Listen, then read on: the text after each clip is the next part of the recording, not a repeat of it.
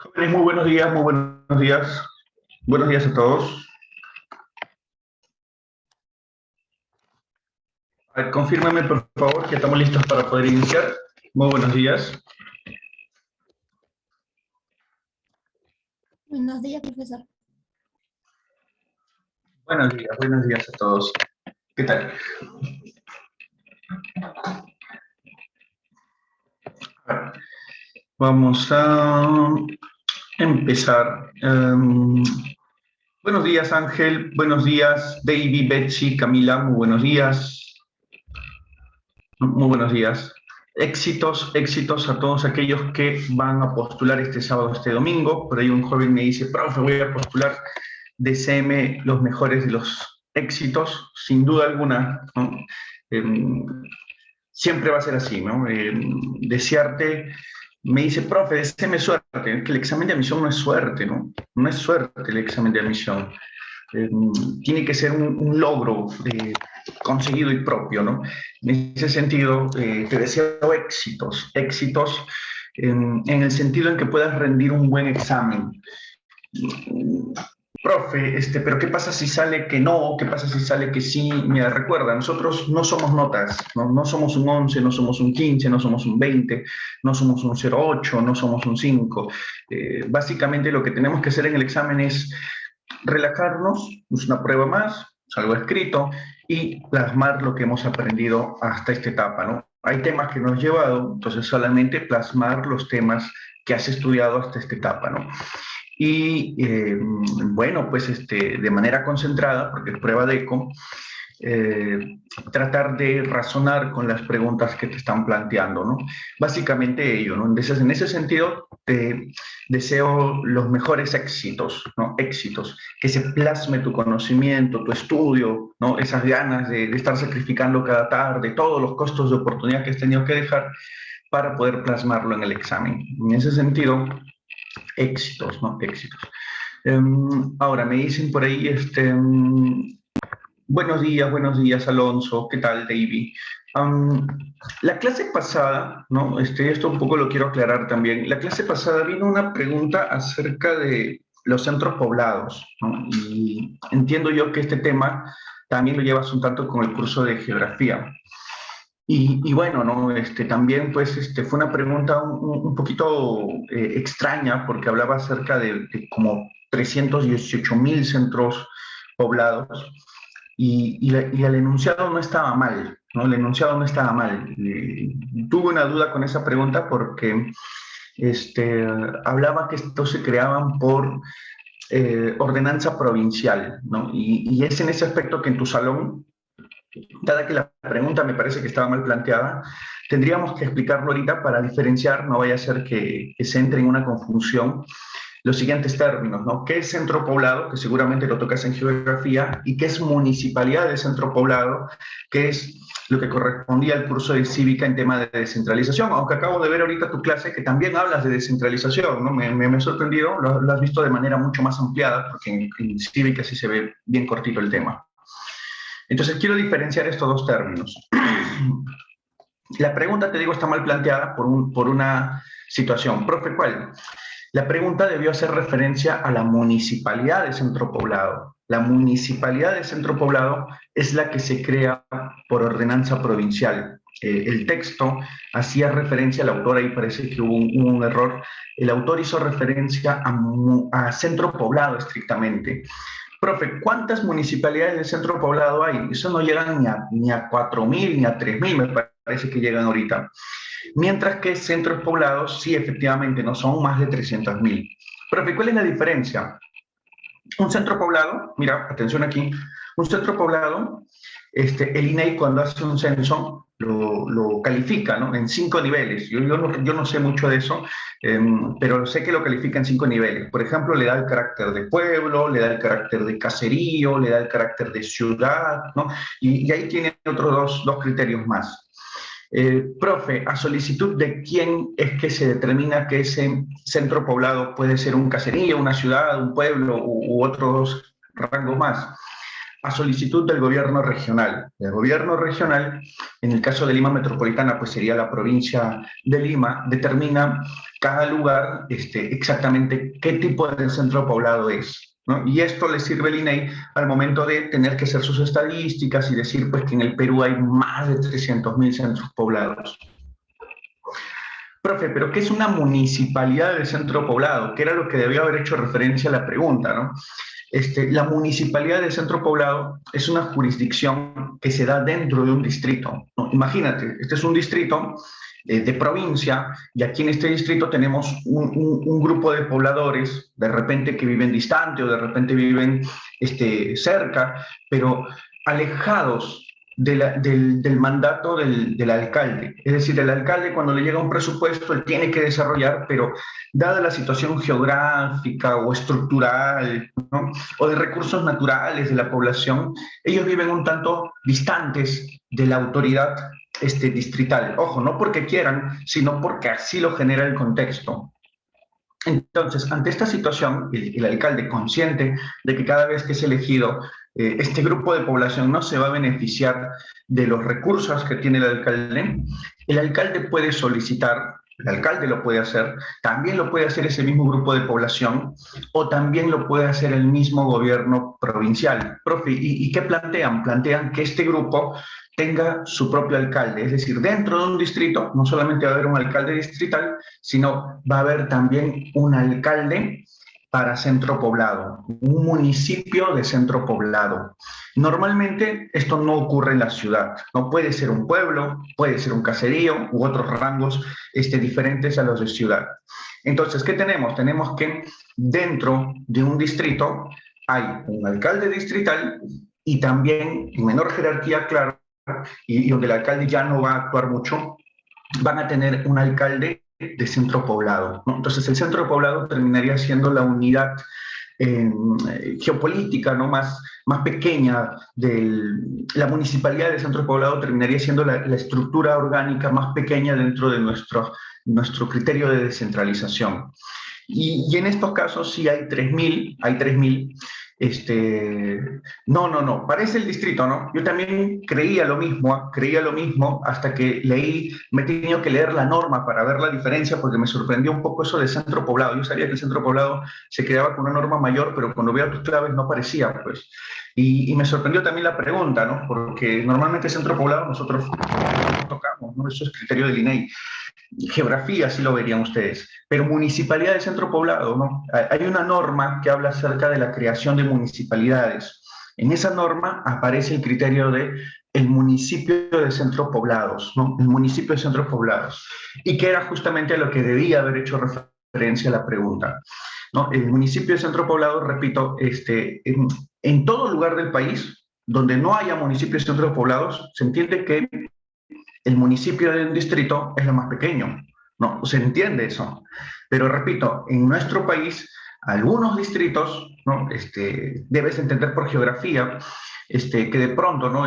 Me dicen, oye, distrito tal, pero lejano, muy lejano, hay familias dispersas que viven en caseríos, se organizan, y la ayuda del distrito no va a poder ser, porque el alcalde cuando recibe sus recursos entiende que los que tributan son la parte de la zona urbana. Y bueno, pues los caseríos, hacer una obra, una conexión, que en realidad hasta poco les va a ayudar, no tiene mucho sentido. Entonces el alcalde dice, no me alcanza, ¿no? Y si les voy a dar algo es ganga y es inútil, no reconozco las necesidades de la población. Entonces, ante esta situación, puede ser que el alcalde lo pida, puede ser que este grupo de pobladores lo haga, o puede ser que el gobierno provincial, ¿no? La provincia en sí ya, solicite que esta autoridad tenga una especie de autonomía económica neta y se le declara como tal. Ahora me dicen, profe, como en San Juan del Lurigancho los asentamientos humanos más alejados, pero aquí igual el alcalde se tiene que hacer cargo, ¿eh? Igual el alcalde se tiene que hacer cargo, o sea, ellos no van a escoger un alcalde de centros poblados. Pero ojo, ahí también me has hecho acordar, Ángel, el asentamiento humano también es un centro poblado, ¿no? El asentamiento humano es un tipo de centro poblado. Bueno, Ángel, Pero, profe, ¿pero entraría dentro de un municipio centro poblado? No, no, porque ahí no tienen un alcalde neto. Por eso es que yo te decía, hay una diferencia ahí, ¿no? ¿Qué es un centro poblado? Es un lugar donde la gente se organiza, vive y hay formas, ¿no? Un asentamiento humano, un pueblo, un caserío, que tú sabes que el caserío son familias dispersas, ¿no? Como 50 familias dispersas en una especie de área. Una ciudad, que es lo que más entendemos, y, pero no todos tienen un municipio de centro poblado, no todos tienen ello. ¿No? En algunos distritos, sobre todo de provincias en nuestro país, hay esos casos, hay esos casos. Puedes colocar ahí centro poblado en Ancash, centros poblados en Lima, provincias, ¿no? Existen centros poblados, municipios de centros poblados, ahí existen este tipo de razones. Y eso sí se crea, jóvenes, eso sí se crea por ordenanza provincial. Ahí un poquito quería hacer ese hincapié en esa pregunta, ¿no? Que está mal planteada y que me parece, a todas las aulas les he logrado explicar, pero en tu aula me tocó al inicio, ¿no? Y no no había observado esa incoherencia en la pregunta. Consulta. ¿Queda claro, por favor, ese concepto? ¿Queda claro? ¿Sí? Centro poblado, que eso lo tocas en geografía, y municipio de centro poblado, que sí es parte de la descentralización. ¿Sí? Por favor, ahí dame un pulgarcito arriba, un check, confirma. ¿No? Sí, todo bien. Listo. Entonces, ya aclarando ello, comenzaremos a hablar de uno de los poderes. No. A ver, por ahí me parece que siguen habiendo dudas. A ver, lo voy a escribir acá ya, porque me siguen generando dudas. O lo voy a enviar por el chat, ¿ya? Mira, el centro poblado, ¿sí? Es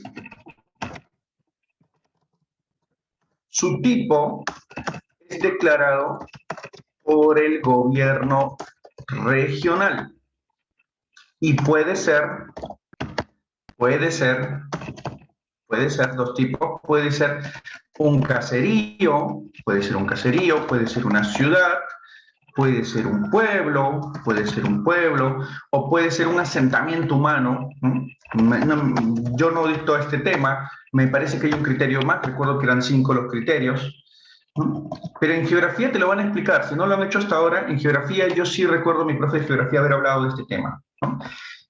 Y profe, ¿qué es la municipalidad de centro poblado? La municipalidad de centro poblado es una parte de la descentralización, es parte del proceso de descentralización y es declarado mediante ordenanza provincial. O sea, ¿qué significa? Que aquí quien interviene para su declaración es el gobierno provincial. A ver, eso lo envío. Profe, entonces, ¿un caserío es una municipalidad de centro poblado? Depende, ¿no? Depende. El caserío de por sí es un centro poblado. Ahora, que tenga su propio alcalde, eso depende del gobierno provincial. De repente el gobierno provincial dice, mire, ese caserío está muy separado, puede tener propia autonomía, hay que declararle con su propio alcalde. Entonces el gobierno provincial lo evalúa y cumple los requisitos de la ley, le pueden declarar como municipalidad de centro poblado.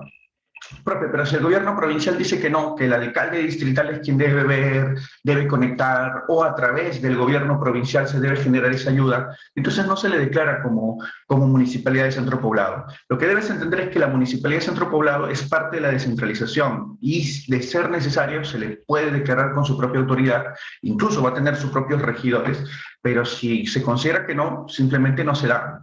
Pero eso no significa que el caserío va a dejar de serlo, porque el caserío, el tipo de forma en cómo vive esa gente, el caserío, es declarado por el gobierno regional. El gobierno regional dice si eso es un caserío, es una ciudad, es un pueblo, es un asentamiento humano, eso lo determina el gobierno regional. Y en base a eso, el INEI comienza a elaborar sus estructuras de estadísticas, ¿no? En tal centro poblado vive tanta gente, ¿no? En tal centro poblado vive tanta, ¿no?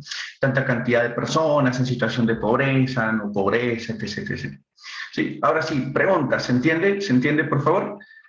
Sí, me dice Ángel que sí, ya está todo claro. Ok, muy bien, ahora ya salimos de ese aspecto y pasamos a poder legislativo. Muchachos, hoy día tenemos que hablar acerca de la representación nacional. Objetivos. Objetivos. Número uno, conocer qué papel cumple el Poder Legislativo en la administración del Estado. Y número dos, conocer cómo se organiza y cuáles son sus funciones y atribuciones. Como bien dicen los padres de la patria, ¿no? Vamos a hablar de ese poder y entender por qué funciona así. Profe, ¿dónde encuentro esto? Está en la Constitución, todo lo que te estamos mencionando en estos últimos 4 temas están en la Constitución. La idea solamente es interpretarlo. Debes entender que esto se encuentra en el título 4 de la Constitución Política y se llama Estructura del Estado, ¿no? Y esto tiene que ver pues con la forma de gobierno que también vamos a tener basado en el principio de separación de poderes. Entonces, nuestro Estado se divide en 3 poderes, eso aparece en ese capítulo, y también en organismos autónomos. Entonces, comenzamos con el poder legislativo, al cual le vamos a dedicar esta hora y 20, esta hora y media. Profe, ¿por qué tanto al poder legislativo? ¿No? Porque de los 3 poderes que hay, se entiende que este debería ser el primordial. Se entiende que debería ser así, aunque la estructura de nuestro país es más presidencialista, se entiende que este poder es clave en las decisiones más básicas. Profe, ¿por qué? Porque ellos crean leyes. Ellos son los representantes, son los delegados del pueblo, ¿no? Recuerda, el pueblo somos mucho para tomar decisiones. Bueno, tenemos 130 delegados, 130 representantes que tomarán decisiones por todos los millones de peruanos y crearán leyes en favor del pueblo. O al menos eso es lo que se dice teóricamente, ¿no? Por eso es que muchos le llaman así, ¿no? La representación nacional, ¿no? Muy bien. Definición de este poder. Es un órgano del gobierno central que reside en el Congreso de la República.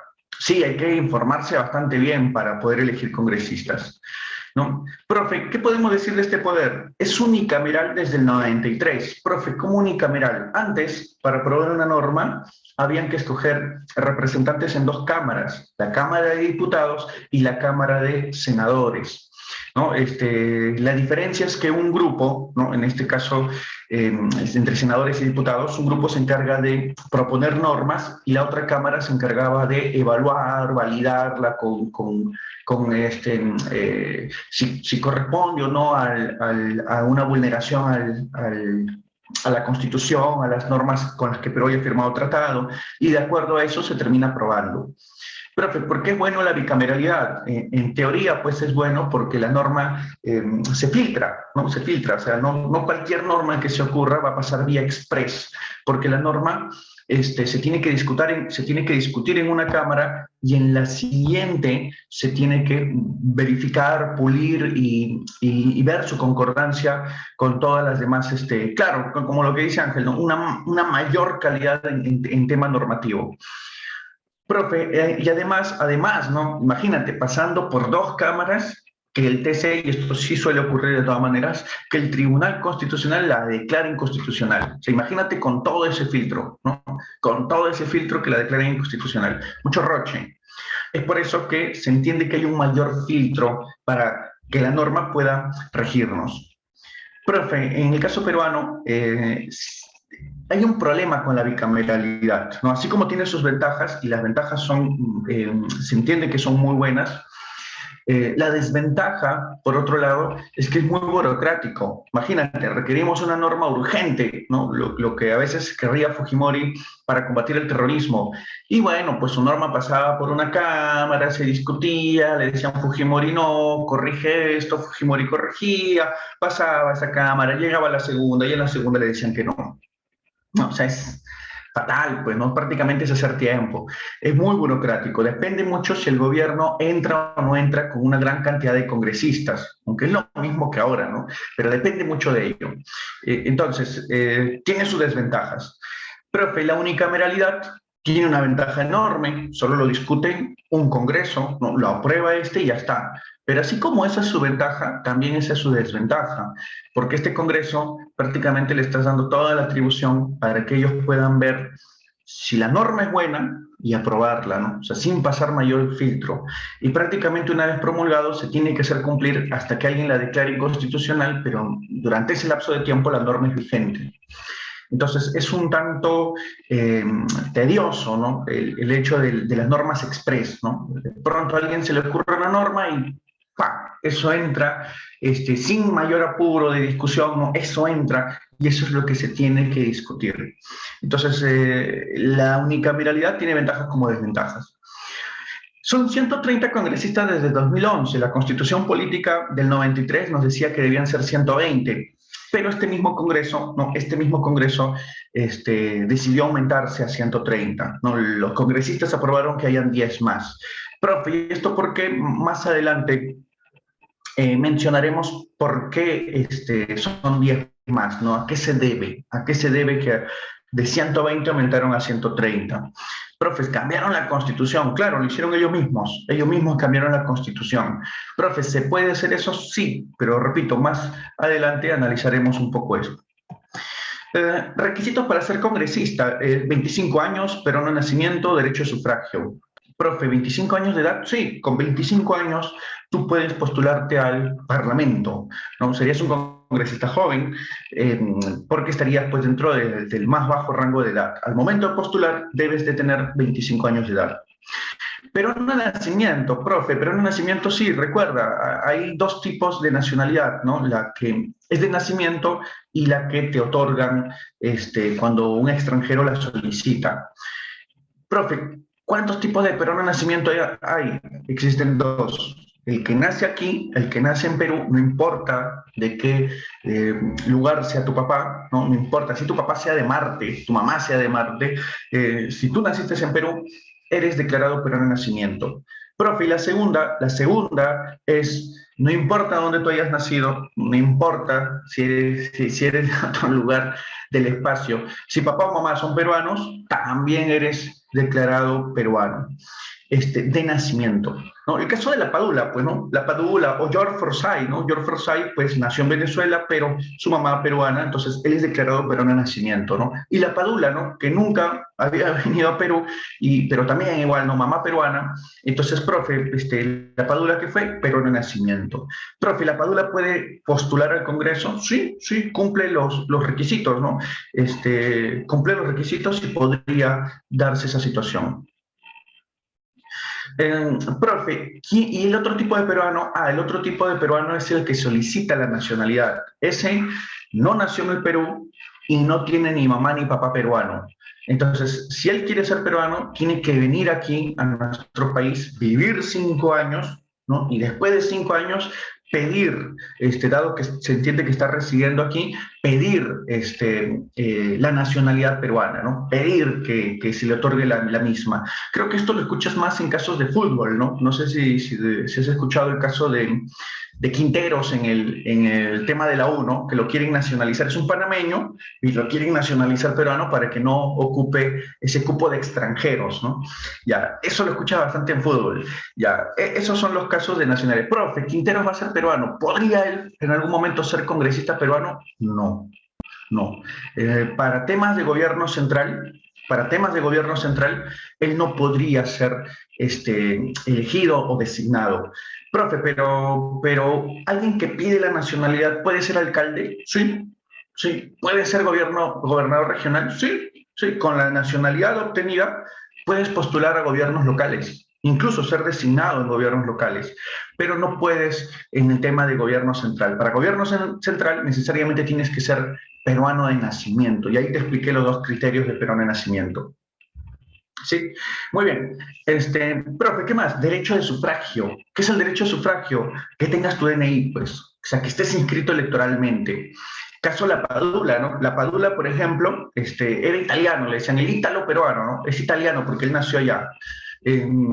Tenía más de 25 años de edad, ¿no? Y es peruano de nacimiento, pero él no tenía el DNI porque él no había pasado por Cancillería a pedirlo. Claro, no le interesaba jugar en ese entonces por la selección, ¿no? Y el año pasado, hace un año, recordarás que él pasó por RENIEC, pidió su DNI y él ya está habilitado porque ahora tiene el derecho de sufragio y no tiene ningún impedimento de ciudadanía, ¿no? No sé si te acuerdas, no está declarado interdicto por resolución judicial, no tiene pena privativa de la libertad y tampoco pues ha sido inhabilitado con sus derechos políticos. Entonces, él tranquilamente podría postular, ¿no? O sea, cumple los tres requisitos.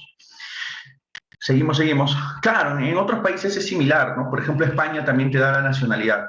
Pero, ojo, ten en cuenta que cuando tú pides la nacionalidad, no necesariamente te dicen que tienes que dejar la nacionalidad. Sí, para presidencia de la República son los mismos requisitos. Para presidencia de la República son los mismos requisitos. Claro, le subes la edad, ¿no? La edad le subes a 35. Muy bien. Claro, por eso yo te digo, quédate con el caso de Forsyth. Forsyth nació en Venezuela. ¿No? Ahí nació. Profe, pero él estaba postulando a la presidencia. Sí, pero ¿por qué razón? Porque él es peruano a nacimiento, pues. Profe, pero él nació en Venezuela. Sí, pero su mamá es peruana. Su mamá es peruana. Entonces, él puede tranquilamente postular, mira, su mamá o su papá es peruano y el otro es chileno, ¿no? No recuerdo quién de los dos. Creo que era su mamá, era la peruana y su papá chileno o viceversa, no sé. Entonces, el caso es que, profe, ¿y él también puede ser chileno de nacimiento? Sí, también, ¿no? Y venezolano de nacimiento también, ¿no? En el caso de él es los tres de nacimiento, ¿no? Los tres de nacimiento. Pero ese es el caso, pues las normativas son así. Me dicen, profe, el concepto peruano de nacimiento da a entender que tiene que nacer en el territorio peruano. Da a entender, no necesariamente es así, ¿no?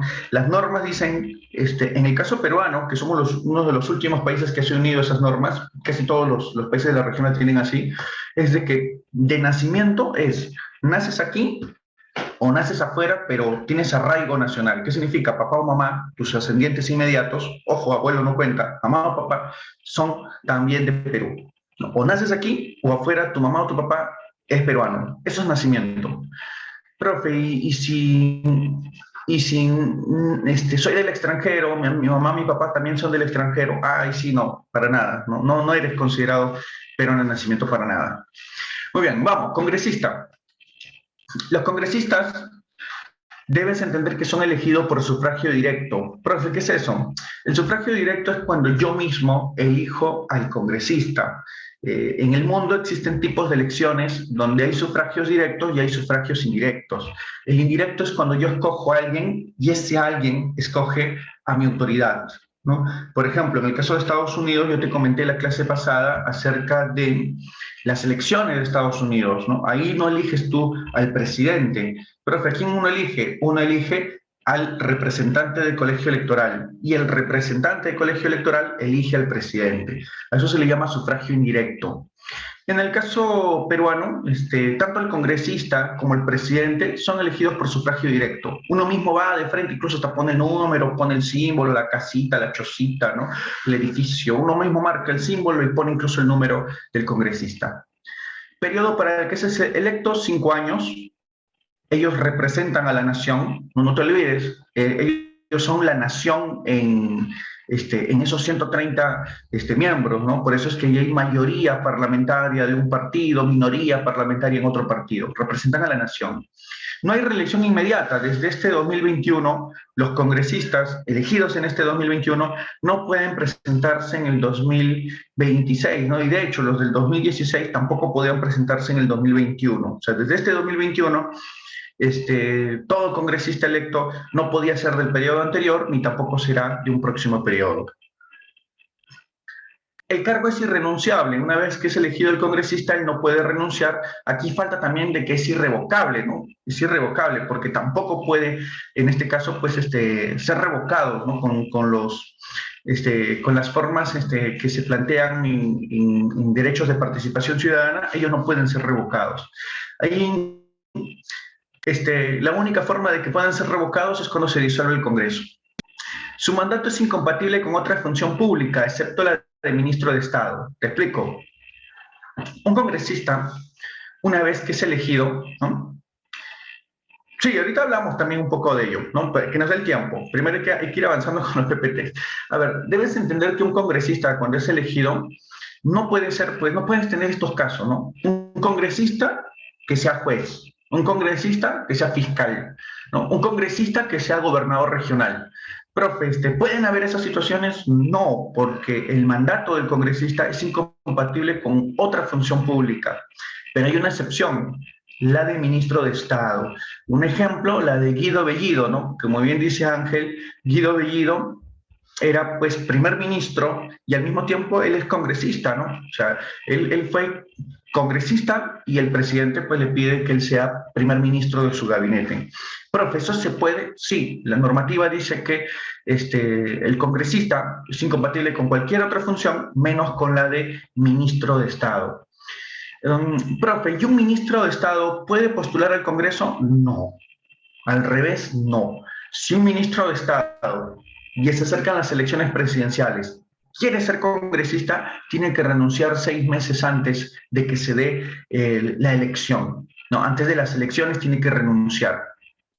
Entonces, entenderlo ahí, por favor. Su mandato es incompatible con otra función pública, excepto la de ser ministro de Estado. Me dice, profe, ¿se puede pedir vacancia para un congresista? No, no, no.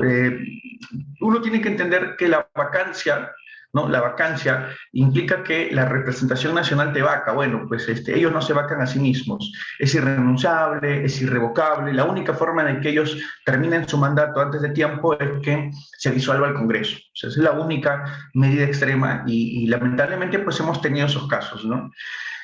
No está sujeto a mandato imperativo. Profe, ¿qué significa? Que no tienen que dar cuentas a nadie de sus actos como congresistas, ¿no? Eso es no estar sujeto a mandato imperativo. O sea, es decir, ellos actúan, ¿no? Votan, eligen, a veces hasta dicen barbaridades, pero no tienen que dar cuentas del por qué hicieron eso, ¿no? A pesar de que la prensa les diga, ellos no van a rendir pues cuentas ante un fiscal, un juez no los va a llamar a decir por qué has hecho eso, ¿no? No, no, no, no, no. Claro, me dicen, profe, cuando sancionaron a los Kenji Avengers, ya, pero la sanción, ojo, la sanción no significa que lo dejaron de ser congresista, seguía siendo congresista a pesar de que estaba sancionado, ¿no? A pesar de que estaba sancionado, seguía siendo congresista. Sí, muy bien. Ahora, aquí hay un tema también acerca de la inmunidad parlamentaria, ¿no? La inmunidad parlamentaria. Algunos dicen, profe, la inmunidad parlamentaria ya no existe, ¿no? Votaron en contra de la inmunidad. Bueno, ¿qué es inmunidad parlamentaria? Primero entendamos ello. ¿Qué entendemos por inmunidad parlamentaria? Era una situación en la cual no se podía acusar al congresista por nada durante su periodo. Profe, ¿la fiscalía podía abrir una investigación? Sí, pero no podía obligar al congresista a asistir a los citatorios y no se podía tener la versión del congresista dentro de un juicio. O sea, no había nada. Profe, ¿qué quiere decir? No, ojo, mira, vamos con lo anterior. Imagínate que el congresista, ¿no? Coge un arma y dispara y mata a alguien. Profe, lo voy a denunciar al congresista. No se puede. No se puede. Profe, el Poder Judicial quiere arrestarlo, ¿no? No se puede, no se puede. ¿No? Profe, entonces en esa situación, ¿qué tenía que hacerse? El Congreso de la República, o sea, el mismo Congreso, tenía que quitarle la inmunidad. O sea, ellos tenían que votar y si la mayoría decidía que sí, se le quitaba la inmunidad. Esto generaba todo un problema, ¿no? Todo un problema por una razón. Profe, ¿cuál es esa razón? El hecho es de que cuando la mayoría es de tu partido o cuando estás relacionado con la mayoría del Congreso, normalmente no te quitaban la inmunidad. Claro, en un caso de matanza, lógico que sí te van a quitar la inmunidad en una, ¿no? Te la van a quitar porque es muy mediático. Pero hay otras situaciones, como por ejemplo, ¿no? Te están acusando por corrupción o por lavado de activos y el Congreso dice, no, que hayan más pruebas, ¿no? Que haya algo más contundente, no me convences, fiscal. Y finalmente, pues, nunca se le quitaba la inmunidad, ¿no? Entonces los protegían, ¿no? Demasiado. El caso de Donaire, ¿no? Del general Donaire, ¿no? Que era por el tema de gasolinazo, el tema de que se gastaba el combustible del ejército. Profe, ¿qué pasó? Cuando le quitan la inmunidad, o sea, primero que nada, piden el quite de la inmunidad y el Congreso se niega una, dos veces, ¿no? Y Donaire como que daba a entender que ese Congreso nunca le iba a quitar la inmunidad, parece que algún secreto sabía. Y finalmente, cuando el Congreso, ¿no? Ya le traen pruebas muy contundentes, ya era muy mediático lo de Donaire, cuando el Congreso dice, a ver, vamos a ver, no, sí, tiene razón, le vamos a quitar la inmunidad, pueden ahora sí arrestar a Donaire, y Donaire ya no estaba, se había fugado, se había fugado. Entonces era terrible eso de la inmunidad, cuando el mismo Congreso la poseía, ¿no? El mismo Congreso la podía quitar. Profe, ¿qué hubo? Hubo toda una reforma. En la reforma se entiende que este mismo Congreso, perdón, que el Congreso pasado, antes de terminar, aprobó, el Congreso pasado terminó de aprobar. En esa reforma, el Congreso planteó lo siguiente, ¿no? Siguen teniendo inmunidad. Profe, ¿sigue? Sí, sí, sigue teniendo inmunidad, pero la han modificado en dos aspectos. El primero es el siguiente. Si por alguna razón a ti te están juzgando, imagínate, tú eres congresista y te están denunciando por un delito que comenzó antes de que seas congresista, ya, tú no tienes inmunidad, igual tienes que responder. ¿Por qué? Porque ese delito comenzó antes que fueras congresista. Entonces, ahí no hay inmunidad. No, ahí no hay inmunidad. Ahí no hay inmunidad.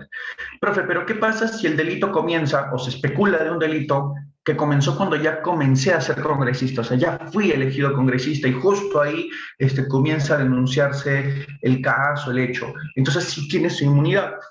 Profe, pero si hay pruebas, la fiscalía lo muestra, etc., etc., ya el Congreso ya no tiene esa capacidad de quitarle o protegerlo con la inmunidad. Eso lo tiene que hacer la Corte Suprema de Justicia en el Poder Judicial. O sea, el Poder Judicial tiene facultades, pero en su máximo nivel, no cualquier juez te puede quitar la inmunidad. La Corte Suprema en su máximo nivel, eso lo veremos la clase que viene, ellos son los que podrían quitarle la inmunidad parlamentaria a un congresista. Entonces, ha habido ciertas reformas. En conclusión, profe, ¿siguen teniendo inmunidad? Sí, o sea, vale, la verdad es, todavía hay el caso de la inmunidad, pero la han reestructurado para que ya no sea total como era antes, sino parcial, sino parcial. Por ejemplo, el caso de Donaire, la Corte Suprema en uno hubiera pedido pues, que se le arreste, ¿no? Se le quita la inmunidad y se le arrestaba, ¿no? Y con algunos otros congresistas que tuvimos en el anterior Parlamento, triste, ¿no? Pero algunos casos venían con hechos desde antes que sean congresistas y bueno, ellos decían, no, a mí no me pueden decir nada, ¿no? Y cuando termine su mandato, prescribe el delito y están libres todavía, ¿no? Entonces eso era muy lamentable. Por eso es que ahora hay una especie de reforma con el tema de inmunidad. Pregunta, ¿hasta aquí todo claro, por favor? ¿Seguimos con Congreso? ¿Todo bien hasta aquí? ¿Sí? Hablen. Todo bien, me dice David. Muy bien, seguimos. Bueno, actualmente la presidenta del Congreso, señorita, señora María del Carmen Alba Prieto, ¿no? Profe, ¿qué es esto de la presidenta del Congreso? Más adelante lo vamos a ver, pero es la persona elegida pues para un año de periodo, ¿no? Periodo 2021-2022, ¿no? Merino femenina, me dicen ahí, bueno, ahorita vamos a ver un tanto acerca de cómo funciona esto de la mesa directiva, ¿sí? Muy bien. Vamos primero con las funciones que tiene un Congreso. Las funciones son de tres tipos: legislativas, control político y especiales. La función legislativa es la más sencilla. Es la más sencilla. Sí, ahorita lo vemos. Sí, con paciencia, que tenemos todavía un poquito más de una hora para hablar del Congreso. A ver, dentro de la función legislativa, mira, es la más sencilla de todas porque ¿para qué tenemos un Congreso? Para hacer leyes. Entonces, la función legislativa, legis, es ley, ¿no? La función legislativa tiene que ver con el debate y la aprobación de reformas, es decir, normas constitucionales, leyes, resolución legislativa, así como interpretar las mismas, modificarlas o anularlas. Cuando se anula, eso se le llama derogación, ¿no? Profe, ¿qué es derogar una ley? Anular una ley. O sea, una ley que ellos ya habían aprobado o una ley que ya estaba mucho tiempo vigente y que se siente que no tiene sentido, ellos la pueden derogar. Así igual pueden interpretar o pueden modificar una ley que ya está en transcurso. Profe, ¿solamente la ley? No, también la Constitución. La Constitución también pueden, en este caso ellos, cambiarla. Profe, pero ¿es así de fácil? No, no es así de fácil. Y eso lo vamos a ver igual, ¿no? Yo quiero que por ahora entiendas de qué trata la función y más adelante vamos a ir explicando los mecanismos. Por ejemplo, mira, el debate de la ley del agro, ¿no? El debate de la ley del agro corresponde a la función legislativa por parte del Congreso, ¿no? Debatir si esta ley se debe derogar, se debe modificar o se debe crear una nueva, ¿no? Eso es parte de la función legislativa. ¿Recuerdas? No sé si recuerdas en tema de orden normativo, en estructura normativa, en esa pirámide de Kelsen, ¿recuerdas que habían dos tipos de leyes que podía hacer el Congreso? ¿Te acuerdas? Habían dos tipos de leyes. ¿Alguien me puede decir cuáles eran esos dos tipos? ¿Alguien se acuerda? Te ayudo, ¿ya? Porque me parece que te has olvidado. La ley orgánica y la ley ordinaria. Pregunta, la ley del agro, ¿qué tipo de ley sería? ¿Una ley orgánica o una ley ordinaria?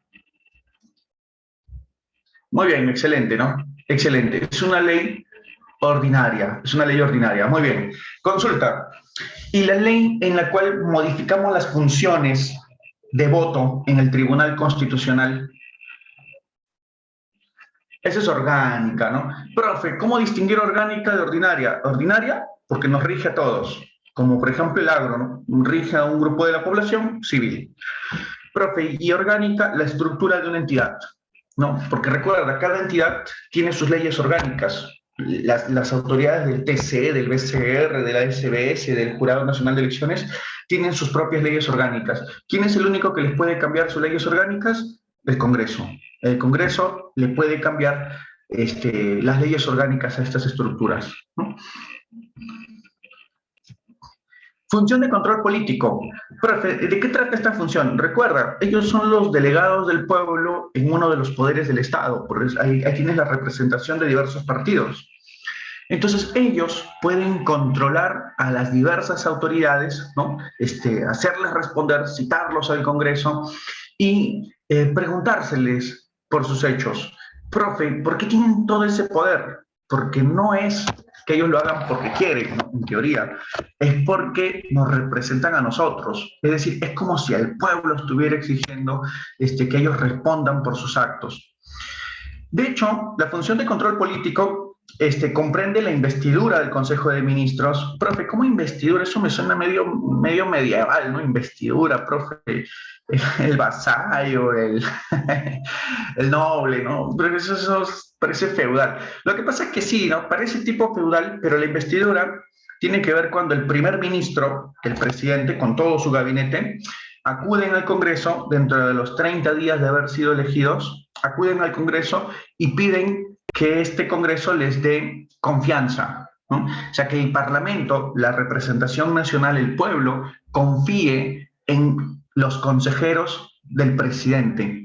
No sé si recuerdas, Bellido, después de los 30 días, bueno, antes de los 30 días de haber sido elegido, acudió al Congreso a pedir esa confianza. Esa primera confianza que es obligatoria se le llama investidura. Profe, ¿por qué? No es una confianza pedida por el gobierno, sino es una confianza a la cual ellos van por voluntad, porque si lo dice la norma, y que el Congreso le tiene que decir, sí, presidente, estos consejeros aceptamos que usted tenga. Igual, ¿no? Mirta Vázquez, después cuando sacaron a Bellido y asumió Mirta Vázquez, antes de los 30 días, ahí sí me pierdo con las noticias, ¿no? Discúlpame en esta parte, no sé si ya fue o va a ir, no estoy seguro, me parece que ya fue, ¿no? Ya fue y ya pidió Ángel me dice, profe, sí, ya fue y pidió pues la confianza, ¿no? Y se entiende que si sigue en el mando de presidente del Consejo de Ministros es porque el Congreso le dio el voto a favor. Profe, ¿qué más? El control político también implica el debate, y la realización de actos de investigación. Y los de Perú Libre votaron en contra, dicen, ¿no? Ya, bueno, ya es un tema. Ahí. Ya, te decía, comprende el debate y la realización de actos de investigación. Profe, ¿cómo investigación? No sé si tú te acuerdas, de ahí hablamos del voto de confianza, ¿no? De ahí hablamos del voto de confianza. Dame un momento, terminemos esta parte. Decimos, hay varias preguntas, espero que se respondan con el trayecto. Si no se responde tu consulta, me la haces al final, ¿sí? Espero yo que sí, porque he revisado tu PPT y hay un orden para ello. Decíamos, profe, ¿qué significan esos actos de investigación? Se crean comisiones especiales de investigación. No, la comisión de ética es otro. La comisión de ética es para juzgar a los congresistas y si se entiende que si un congresista ha vulnerado alguna norma del reglamento o se ha excedido o representa mal, la comisión de ética la sanciona al mismo congresista. Pero las comisiones de investigación, no sé si alguno recuerda la comisión Lavallato de Rosa Bartra. No sé si alguno ha escuchado de esta comisión. Ya, eso es una comisión de investigación especial, ¿no? La comisión de las agendas también en su momento, ¿no? Ya, eso también es una comisión especial. O la comisión que indagó a Vizcarra, pues, ¿no? Por los casos de Chincheros, ¿no? Ya, eso es parte de una comisión especial. Y aprobar conductas de política del gobierno. Profe, ¿también aprueban políticas del gobierno? Sí, en el caso con los ministros. Los actos de la administración y de autoridades del Estado pueden citar a un gobernador regional o un alcalde. El ejercicio de la delegación de facultades legislativas. Cuando el Congreso discute si le otorga o no facultades legislativas al gobierno, eso también es parte del control político. Profe, ¿por qué? Ya hemos dicho esto incluso en economía, con los que haya llevado con ustedes, en economía hemos llevado esto y hemos dicho lo siguiente, ¿no? Hemos dicho que el presidente de la República a veces quiere hacer normas que tengan el mismo peso de ley. Y cuando el presidente quiere hacer normas que tengan el mismo peso de ley, tiene que pedirle estas facultades al Congreso. Es como pedirle permiso, ¿no? Congreso, ya pues, no, déjame hacer normas que tengan tu mismo rango, ¿no? El rango de ustedes, que pueden hacer leyes. Si el Congreso accede, significa que el Congreso le está dando facultades legislativas. Entonces, que el Congreso discuta si le dan o no le dan facultades legislativas, también es parte del control político. El control político tiene muchas formas más. ¿Esto dónde aparece? Esto aparece en el reglamento del Congreso. En el reglamento del Congreso, ¿no? Aparecen todas las formas de control político que tiene el Congreso para hacer. Pero hay dos que son esenciales, y son dos las que ha tocado San Marcos, en su CEPRE, en su examen en algún momento. Profe, ¿cuáles son esas dos? Uno, bueno, Comisión de Investigación sobre Asuntos de Interés Público está arriba, ¿no? Ahí se repite. Uno, la interpelación, y dos, la censura. Profe, ¿qué es la interpelación? Mira, atención, interpelar es interrogar, ¿sí? Entonces, profe, ¿qué es una interpelación? Es someter a un cuestionamiento a un ministro o a todos. Profe, ¿qué es la censura? Se exige la renuncia del ministro o del gabinete. A ver, para yo explicar interpelación y censura, quiero hacer la diferencia con investidura, interpelación, censura y cuestión de confianza. Profe, no son lo mismo, se parecen bastante, los tres al final tienen el mismo desenlace, pero los procesos de origen arrancan diferente. A ver, ¿qué es una investidura? La investidura es cuando tú eliges un gabinete. Sí, vamos a poner ejemplos, ¿ya? La investidura es cuando tú eliges un gabinete.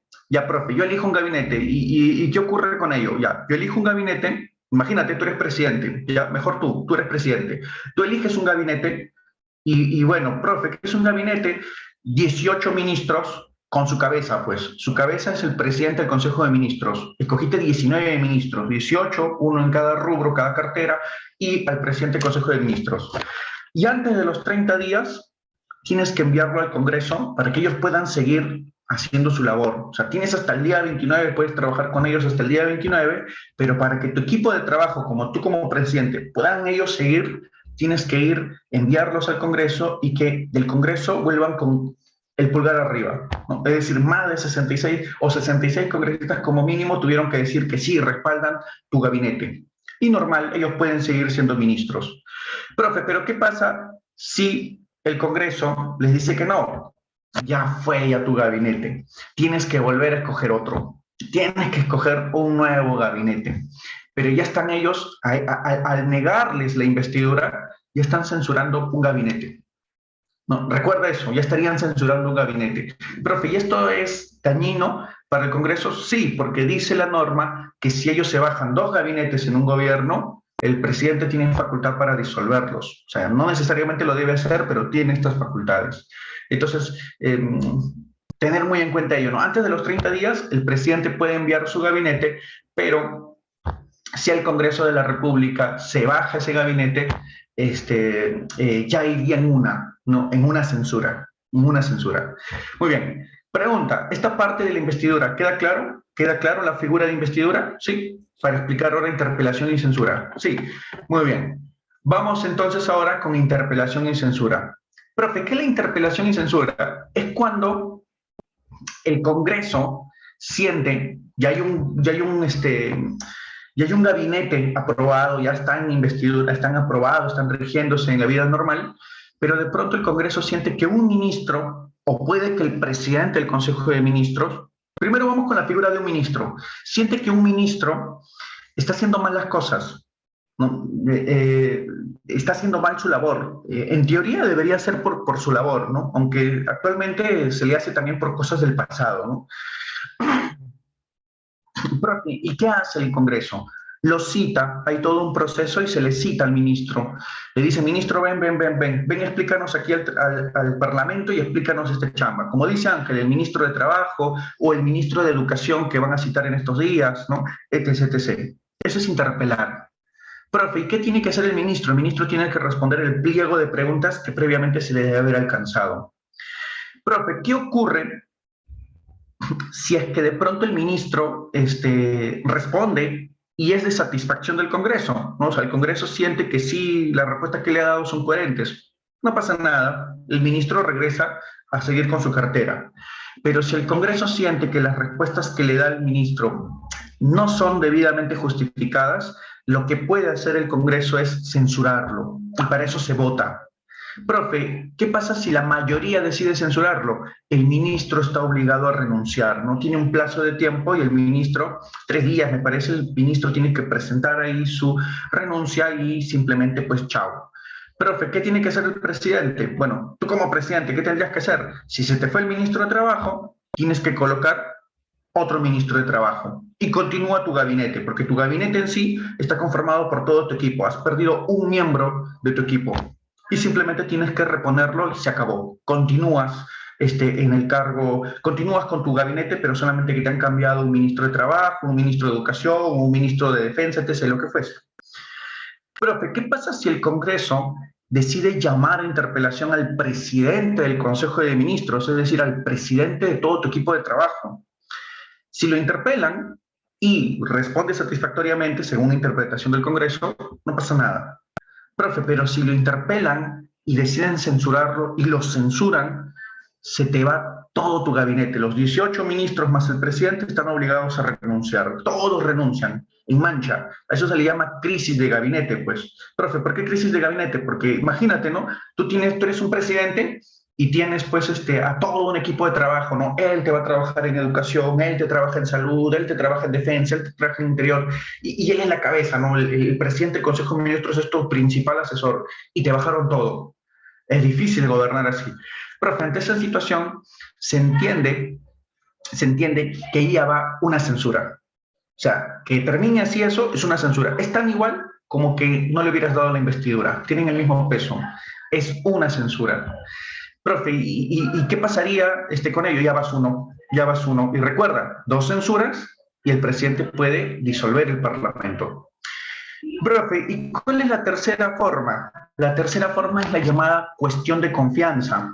¿Qué es la cuestión de confianza? Es cuando el presidente, imagínate tú quieres aprobar una norma o quieres desarrollar algo o cualquier otra medida que como presidente desees hacer, porque no hay un límite para todo ello. Pero frente a esa situación, ¿qué hago? Pides confianza al Congreso. El Congreso está que te hostiga, el Congreso está que cuestiona, el Congreso dice, no, lo hacen mal, no, lo hacen bien, no, que aquí, no, que allá. Entonces dice, ¿sabes qué? Acabemos con esto. Vas al Congreso, tu presidente, Consejo de Ministros, de frente dicen, mira, queremos hacer esto y queremos la confianza de ustedes. ¿Qué significa? Que si le dan la confianza, ellos pueden actuar libremente dentro de esa normativa que han pedido. Y el Congreso ya no tiene derecho a estar cuestionándolo, bueno, tiene que confiar, pues por eso es que ya le ha otorgado la confianza. Profe, pero si el Congreso decide votar en ese instante y dice, no le damos la confianza, es como estar censurándolo. Es decir, hubo una censura más.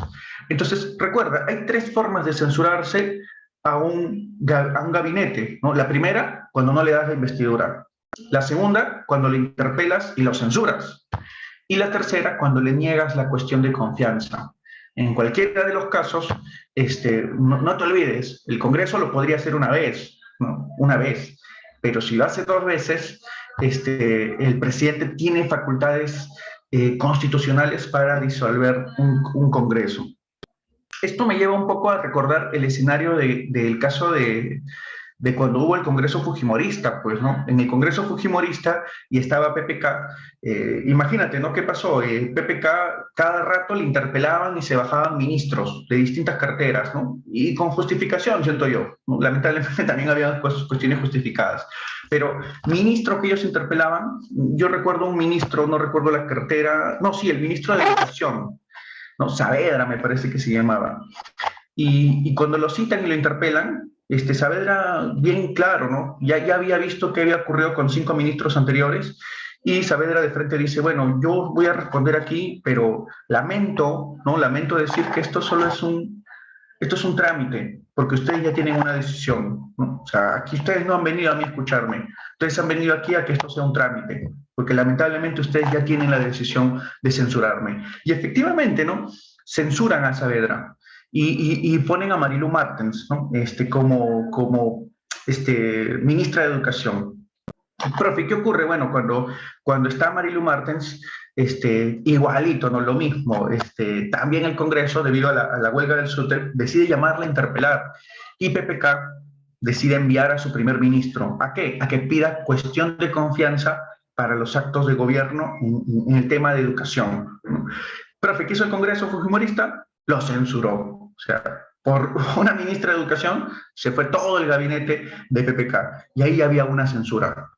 Ahí había una censura. Lo polémico va a ser cuando Vizcarra suma, ¿no? Y Vizcarra, pues, a través de Salvador del Solar, ¿no? Pida también una cuestión de confianza y que de manera interpretativa, porque ellos, al final, cuando ellos votan, votan a favor de la cuestión de confianza, de manera interpretativa, Vizcarra dice, me han negado la confianza y los disuelve constitucionalmente, ¿no? Entonces, eso es un poco para entender el aspecto de censura. Cada vez que tú escuches, profe, van a censurar un gabinete, ojo, si es un ministro, no pasa nada, ¿no? Crisis para el gobierno, sí, porque está perdiendo un ministro, pues tienen que reponer otro, ¿no? Pero cuando dicen censura de gabinete, ahí sí hay que entender que eso es un problema, porque el Congreso podría estar agotando la primera de 2 censuras que tiene ese aspecto. Me dice, profe, pero no querían dejar entrar a Salvador del Solar. Sí, lo que pasa es que hay una normativa también. El ministro, según nuestras normas constitucionales, el ministro puede entrar al Congreso libremente. ¿Eh? O sea, igual que un congresista puede participar de los debates. Profe, ¿qué es lo único que no puede hacer el ministro? No puede votar, porque no es congresista, pues. Pero puede participar de los debates, puede participar y puede entrar libremente al Parlamento, escuchar lo que ellos debaten, ¿no? O sea, puede hacer todo ello. Lo que no puede hacer el ministro es votar, porque no es congresista. Y hubo todo un roche, pues porque Salvador del Solar quería entrar, el Congreso quería elegir a un magistrado del TC, y bueno, pues Salvador del Solar entró antes de que se dé esa elección, ¿no? Y bueno, pues todo un dilema ese aspecto. Que ya en la siguiente clase lo podremos comentar con mayor tiempo, ¿no? Me dice, profe, un congresista, un ministro que también es congresista, ¿puede debatir y también podría votar? Sí, sí, porque él además de ser ministro, él sí puede votar por ser, en este caso, pues por ser congresista, pues, ¿no? Por ser congresista. Claro, lo ético, siempre aquí se maneja este término ético, pero créeme, la ética se rompe cuando sabes que vas a perder. Lo ético es que normalmente no votas, pues, ¿no? O sea, tú eres un ministro de educación, sabes que tu norma va a ser aprobada con mayoría, y tú dices, bueno, mira, yo no he votado, ¿no? Y igualito se aprobó la norma, pero porque ya tanteas, pues, ¿no? Ya tanteas. Pero si al final sabes que va a haber como una especie de empate y tu voto es decisivo, votas, ¿no? A la hora de la hora votas. Sí, es un poquito para, o dependiendo, ¿no? Si la norma es muy popular, de repente también, pues como respaldo votas, pues, ¿no? O sea, hay que entender un poco estos aspectos, ¿no? No, según la ética, no deberías votar, pues, ¿no? Porque eres gobierno y aparte, pues, eres votante, ¿no? Pero a la hora de la hora depende, pues, ¿no? Depende si eso es válido o no es válido, ¿no? ¿Cómo pasas a la historia? Mucho depende de ese aspecto. Muy bien, consulta, aquí, función de control político. ¿Se queda claro, por favor? ¿Queda claro? Hemos explicado cuestión de confianza, investidura y también hemos explicado interpelación, censura. ¿Sí? Dime, François. Dime, Franz, perdón. François te decía, pero es Franz Suárez. Franz, dime, Franz. Censurar a un ministro, ¿qué pasó? Mientras vemos el proceso, vamos viendo el proceso. Dime. No. Ah, buena la pregunta de Franz. Me dice, profe, ¿censurar a un ministro cuenta como censura? No. Las censuras para poder bajarse, para poder disolver un congreso, es la censura al gabinete. Es decir, las únicas censuras que cuentan es cuando te bajas al primer ministro. Si el Congreso se baja al primer ministro, eso cuenta como censura. Profe, ¿y el presidente de la República puede sacar a su primer ministro y eso cuenta como censura? No, claro, si eso lo está haciendo el presidente. El presidente cuando quiera puede cambiar a su equipo de trabajo, cuando le plazca, ¿no? Ya no le gusta Guido Bellido, lo saca. Ya no le gusta su ministro de Justicia, lo saca. Ya no le gusta Mirta Vázquez, la saca. No, eso depende del presidente. Eso no se llama censura porque se entiende que está dentro de sus políticas de gobierno. ¿Dónde se encuentra censura? Cuando tú le votas todo el gabinete, pues. Y el gabinete son los 19 ministros, ¿no? El premier con sus 18 ministros, le votas todo. Ahí se cuenta como censura. Sí, muy bien, aquí ya esto es el proceso, ¿no? Profe, ¿cómo es el proceso? El proceso para la interpelación y la censura es la siguiente. Primero, 15% del número legal de congresistas debe hacer el pedido, ¿no? Bueno, 20 miembros mínimo.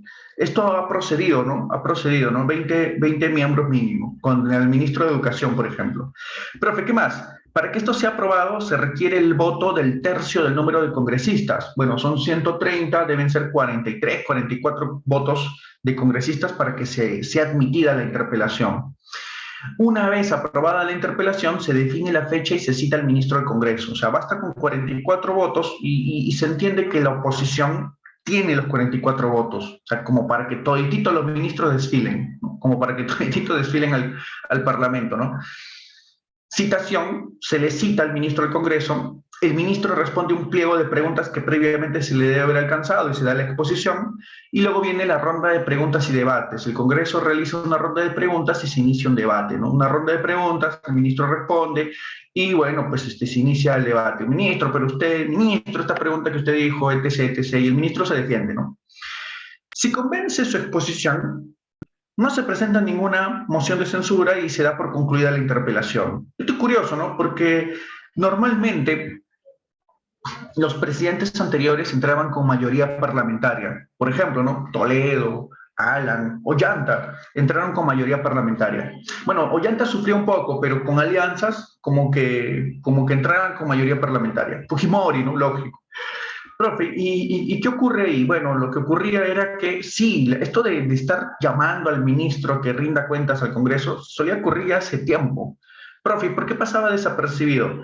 Porque nunca terminaba en censura, o rara vez terminaban en censura, dado que lo único que buscaba la oposición era traer al ministro del Congreso que responda, que yo luego lo cuestione, ¿no? Y cuando le cuestiono, bueno, pues me sufre para responder y se evidencia a través de los diarios, pero al final sabía que el ministro no iba a terminar censurado. De repente el presidente lo cambiaba más bien por presión, pero no iba a terminar censurado, muy rara vez iba a llegar a una crisis de gabinete, dado que había mayoría parlamentaria del partido oficial, del partido de gobierno. Los oficialistas le llaman cuando es el partido de gobierno. Entonces se entiende que eso era un poquito difícil de ocurrir. Profe, a partir de PPK, donde los porcentajes son muy bajos para llegar a segunda vuelta, sí, ya es muy común que cada vez que se cita un ministro es porque lo van a censurar, ¿no? O sea, las interpelaciones, como bien dijo en algún momento Saavedra, las interpelaciones ya son trámites burocráticos, ¿no? Si yo lo llamo para que me responda, es porque simplemente quiero que quede de prueba, ¿no? Que hemos hecho algo democrático y que no me va a convencer su respuesta. Igual lo vamos a censurar. De hecho, esto es lo que termina ocurriendo ahora, ¿no? No convence su exposición, se puede presentar la moción de censura. Se presenta no menos del 25% de votos del legislativo, estos serían 33 votos, ahí está, justo acá están. Y para aprobarse la censura, la mitad más uno, ¿no? 66 votos es para aprobar y el ministro debe renunciar, está obligado a renunciar, ¿no? Claro, ¿no? Como bien dice David, ¿no? Todo ministro hoy y desde PPK hoy, ¿no? Y yo entiendo que si un partido en las siguientes elecciones no tiene buena representación parlamentaria, Esto va a seguir ocurriendo. Esto de la crisis política, uno dice, profe, ya se va a Castillo y termina aquí. No va a terminar aquí, no va a terminar aquí. Mientras la gente no esté confiando en un partido, mientras la gente no confíe en un partido, esto va a seguir ocurriendo. ¿No? Va a seguir ocurriendo. Entonces, un poco entender este panorama, ¿no? Este panorama de quiénes lo ocasionan, quiénes la continúan, verificar si merecen nuestra confianza en las siguientes elecciones, porque son los mismos partidos y la gente sigue confiando en esos mismos partidos. Muchachos, hay que decidir bien, ¿no? Yo no te digo por quién votar, pero sí elige bien, porque son lo mismo de lo mismo, ¿no? Y te repito, pones la torta al revés y va a seguir ocurriendo lo mismo. Va a seguir ocurriendo lo mismo, y esto es lamentable. Entonces, hay un poquito tener en cuenta esto de qué es la censura, ¿no? Actualmente, como bien dice uno de sus compañeros, ¿no? Todo ministro que vaya a ser interpelado dice, ya fui, ya perdí, ¿no? Estoy yendo para que luego haga un trámite y me censuren, ¿no? No, es terrible. Funciones especiales, profe, ¿cuáles son las funciones especiales? Nos hemos quedado en función de control político. ¿Cuáles son las funciones especiales? Mira, designar al Contralor General de la República para un periodo de 7 años, elegir al Defensor del Pueblo, que debe ser el mismo periodo del Congreso. También deben designar a los miembros del Tribunal Constitucional, que hasta ahora todavía no se ha elegido, se piensa que en enero o febrero ya deben haber nuevos miembros del TC. Aquí sí está mal, no deben designar. Perdón, sí está bien, designar al directorio del BCR, aunque le falta el número, solamente 3. 3 directores para el BCR deben designar ellos. Y deben ratificar al presidente del BCR y al superintendente de bancas y seguros. Este 2 no entiendo qué es aquí, bórralo, elimínalo. Deben ratificar al presidente y al superintendente. Profe, ¿cómo funciona eso último? Mira, al directorio del BCR, en el BCR hay 7 directores, ¿no? Incluyendo el presidente Julio Velarde. Son 7 directores. 3 los designa el Congreso. Los otros 3, más el presidente, los designa el presidente de la República. Profe, ¿qué más? El Congreso, el presidente también elige al superintendente de bancas y seguros. Por eso es que el Congreso, la única chamba en ese aspecto es ratificar en el cargo, ratificar la decisión del presidente de la República cuando él elige al superintendente y cuando elige al presidente del BCR. Lo único que hace el Congreso en este aspecto es ratificarlos en sus cargos. Seguimos. Bueno, Aitano, Julio Velarde. Profe, ¿quién lo designa? Lo designa el presidente y lo ratifica el Congreso. El Congreso lo único que hace aquí es ratificar en el cargo al señor Julio Velarde. Consulta, ¿toda esta parte claro, por favor? Hemos terminado con las funciones del Congreso. ¿Todo claro? ¿Todo claro? Sí, profe. Acá, el chat. Dime, que seguimos en Congreso. Sí, me dice Camila. Todo bien.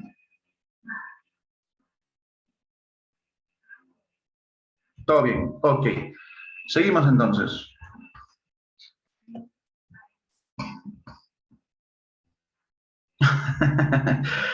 Con todo ese conocimiento quiero ser congresista, creo que me ha dicho Ángel. No, ya sé lo que hace el Congreso y un congresista. Organización. Ahora vemos cómo se organiza el Parlamento. Mira, cuando tú hablas del Pleno, ¿no? Profe, ¿qué es el Pleno? Mira, el Pleno viene a ser la máxima asamblea deliberativa. Profe, ¿qué es deliberar? Debatir. Deliberar es debatir, ¿no? Y asamblea de reunión. Es la máxima reunión de debates.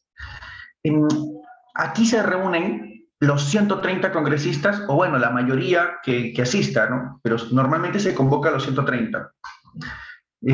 Profe, se convoca a los 130, siempre se convoca a los 130 al pleno. De ahí a que existan todos, eso es difícil.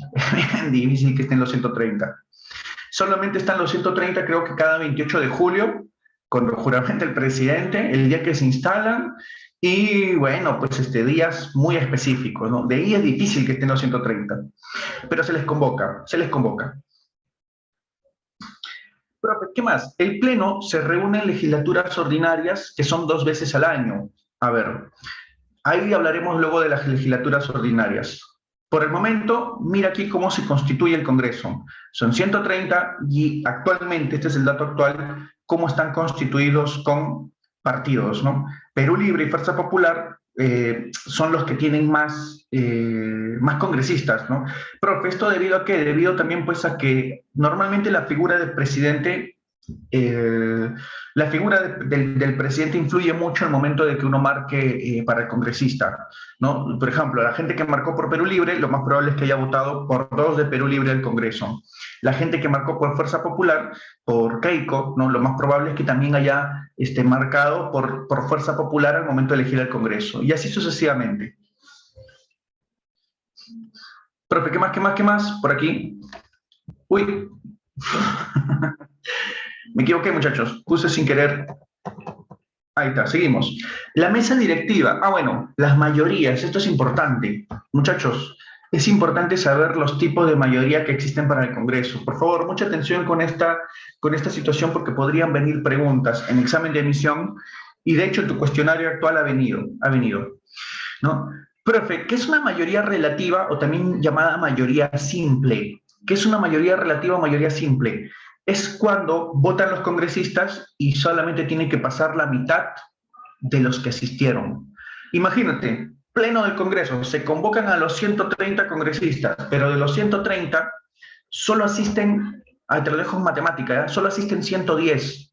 Entonces, una ley ordinaria, la cual ya sabes qué es, una ley ordinaria se aprueba con la mitad de los que asistieron. Pregunta, ¿con cuántos votos se aprobaría la norma si de los 130 solo asistieron 110? Como bien dicen ustedes, 55 más 1. No, 55 más 1. Ojo, con 55 no se aprobaría. Con 55 no se aprobaría. Claro, porque tiene que ser 55, la mitad más 1, ¿no? Para que sea mayoría tiene que ser la mitad más 1. Entonces estás hablando de 56, pues estamos hablando de 56, ¿no? ¿No? Profe, pero 56 no es la mitad del Congreso. No, no es la mitad del Congreso, pero es la mitad de los que asistieron, la mitad de los que escucharon el debate, la mitad de los que estuvieron ahí presentes y tenían derecho a voto. Así se aprueba una ley ordinaria. ¿No? Una ley ordinaria, una ley común que nos va a regir, se aprueba mucho con la mitad de los que asisten. Por eso es importante que el congresista asista, pues. Profe, ¿por qué? Porque si asiste, hace más larga la brecha para aprobar una norma que es de interés de común para todos y se entiende que si asiste y se aprobó la norma, se aprobó con la mayor responsabilidad posible. Tú imaginas que de pronto ese día solo asisten 80 congresistas, imagínate una norma que se apruebe con solo 41 votos, ¿no? De repente la norma no es buena, de repente la norma no pasó por tanto filtro y la pregunta de todos, ¿no? ¿Para qué escogimos 130 si solamente iban a trabajar 80, ¿no? Y con 41 se iba a terminar aprobando una norma. Hay que tener mucho cuidado entonces. Lo común o lo que se exige mucho es que el congresista asista para que una norma sea aprobada con la mayor responsabilidad posible y que esa mayoría que lo prueba sea pues justamente de los que debatieron, asistieron, ¿no? Y se interesaron por ello.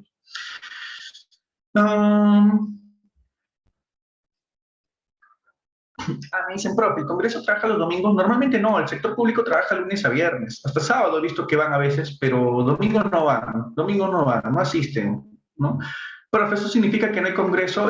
No, depende de la situación. El Congreso puede estar domingos también, ¿no? En un estado de guerra, por ejemplo, un estado de sitio, el Congreso está reunido de pleno, está domingo ese día. Pero eso depende del contexto, pues. Depende.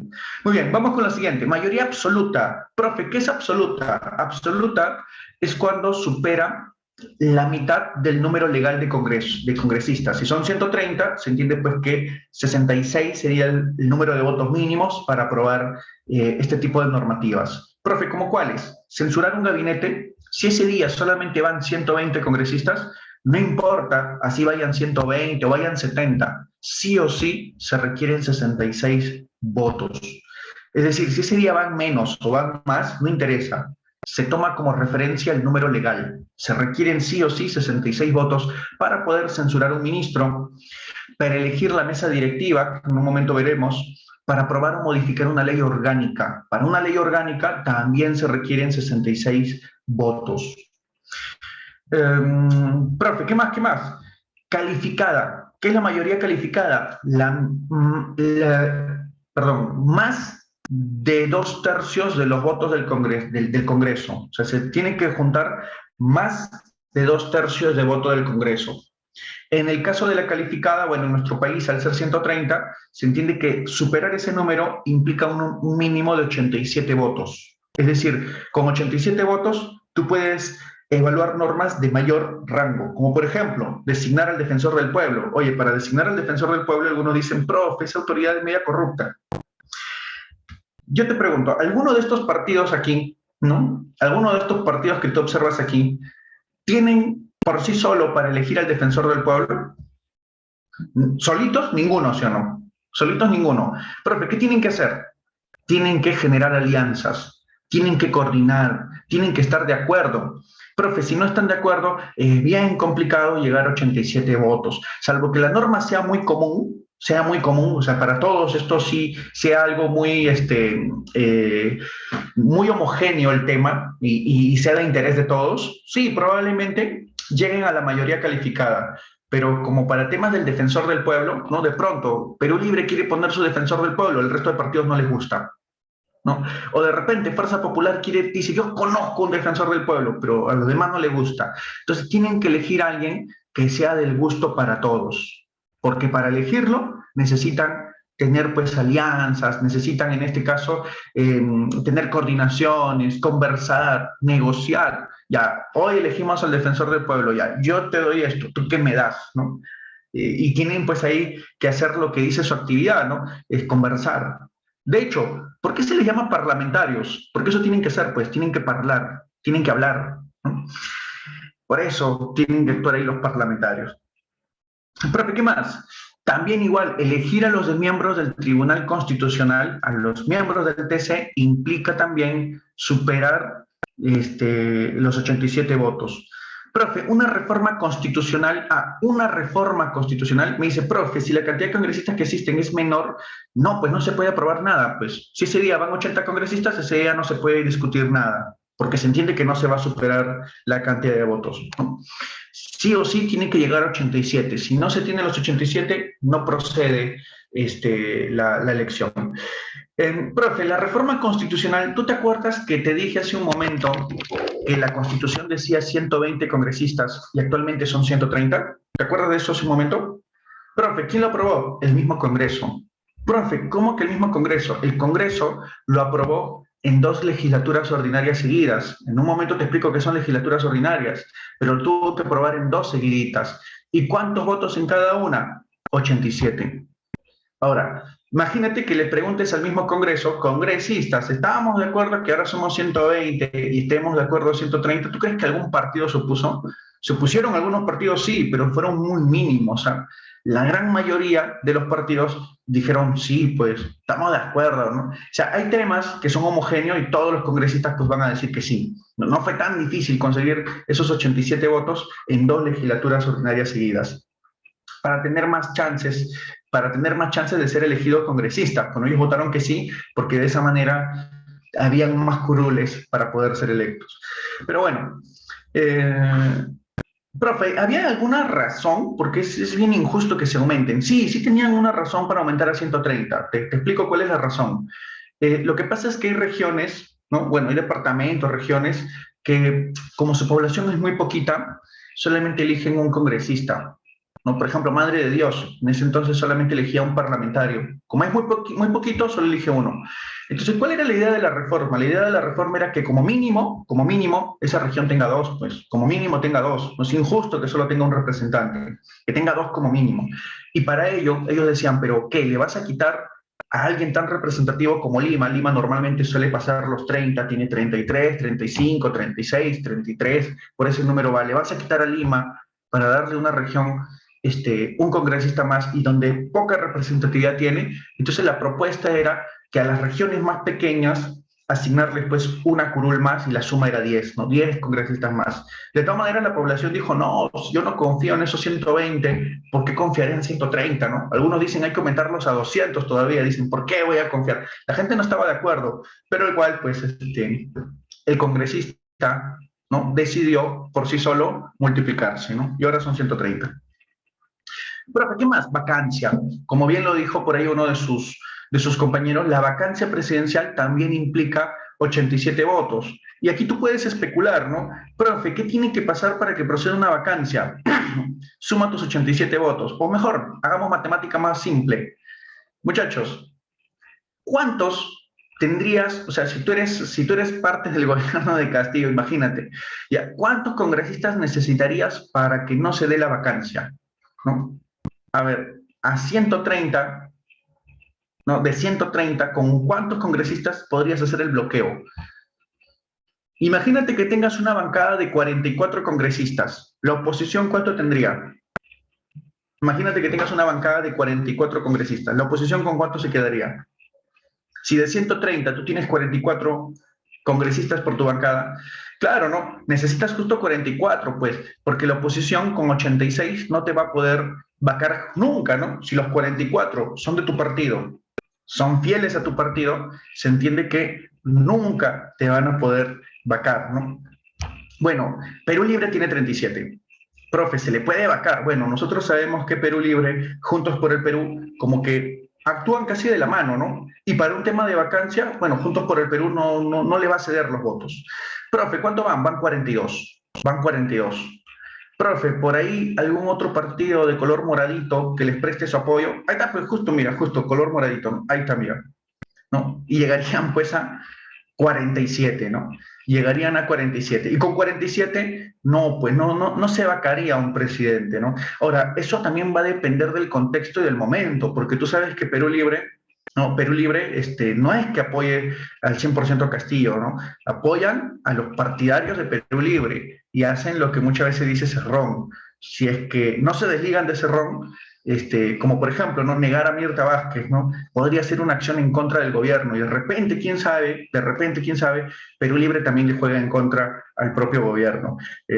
Profe, y el gobierno por ahora se esperanza en que Perú Libre lo va a respaldar, bueno, que Juntos por el Perú sí o sí le respalda, y bueno, pues por ahí apoyos de moraditos, ¿no? Profe, algunos dicen, profe, Acción Popular, pero Acción Popular es muy voluble, ¿no? Yo lo veo Acción Popular similar a Alianza por el Progreso, ¿no? Ellos dicen, como le dijeron a Vizcarra, ¿no? Nosotros no respaldamos la vacancia. Y luego cuando van a votar, votan por la vacancia y levantan su mano, ¿no? Saquen a Vizcarra. Yo los veo muy volubles, ¿no? Muy volubles, Acción Popular y Alianza por el Progreso, ¿no? O sea, yo no me confiaría de estos dos, ¿no? Yo me voy a la fija. La fija para el gobierno es confiar en Perú Libre, porque Juntos por el Perú y el Moradito les van a dar su apoyo sí o sí. No van a permitir que se los vaque. Ahora, si Perú Libre no acepta, eso es difícil, pues, ¿no? Eso es difícil, porque este mismo partido es muy voluble también, ¿no? Muy voluble. Y al menos fue peculiar que ellos, siendo del partido de gobierno, le negaran la confianza a Mirta Vázquez y que la confianza de Mirta Vázquez haya dependido de la oposición, ¿no? Fue bien curioso. Me dicen, profe, me dicen, los pececitos, no, ya no están, ya perdieron la valla también. Seguimos. Profe, ¿qué es la mesa directiva? La mesa directiva es la forma en cómo el Congreso se organiza para dirigir el debate y administrarlo. Profe, ¿cómo se elige esta mesa directiva? El Congreso parecía también como si fuera como si fueran elecciones generales. El Congreso presenta listas de 4 congresistas, ¿no? Listas de 4 congresistas. Profe, ¿qué hacen estas listas? Se presentan y el Pleno mismo tiene que elegir entre las listas ganadoras que superen, la mayoría absoluta, ¿no? Al menos con mayoría absoluta, que tienen que tener 66 votos. En el último congreso ocurrió algo bien monce, pues, ¿no? Para mí, yo te soy honesto, fue bien monce. Por un lado, tuviste que Perú Libre, ¿no? Perú Libre se quiso presentar, ellos querían ganar la mesa directiva, para ellos era muy clave ganar la mesa del Congreso para poder lidiar mejor con el Ejecutivo. Profe, ¿y qué pasó con Perú Libre? Bueno, pues Perú Libre quiso presentar una lista con puros de Perú Libre. ¿Tú crees que los demás partidos le van a dar ese respaldo?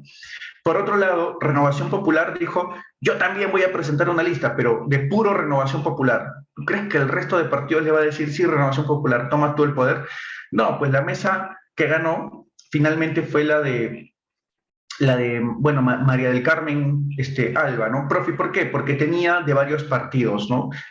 Por un lado estaba María del Carmen, que era de Acción Popular, estaba, por ejemplo, también había uno de Avanza País, Chirino, que justamente la que ha propuesto la vacancia, ¿no? De Avanza País, había otro, ¿no? De Podemos y de Alianza por el Progreso, si no me equivoco, corrígeme tú ahí, pero está compuesta por varios partidos. Y eso puede dar respaldo, ¿no? Eso da respaldo a que si te dan a escoger entre dos listas, una de todo un partido y otra que es de varios partidos, lo más probable es pues, que gane una de esas dos listas, ¿no? Finalmente ganó la de María del Carmen. Profe, ¿qué tiempo? Un año. Profe, después de ese año, la lista puede participar en una reelección. Si ellos gustan, pueden ser reelegidos o pueden haber otros candidatos y que tengamos pues nuevos presidentes de Congreso. Lo común en nuestro país son raros los casos en que un presidente de Congreso gana la reelección. Son raros. Normalmente durante una gestión debemos tener cinco presidentes de Congreso, es lo común. Me dice, no, pues ahorita seguimos hablando del presidente del Congreso. Profe, ¿por qué? Mira, algo que debes de saber, así se compone la mesa directiva, presidente, primer, segundo, tercer vicepresidente.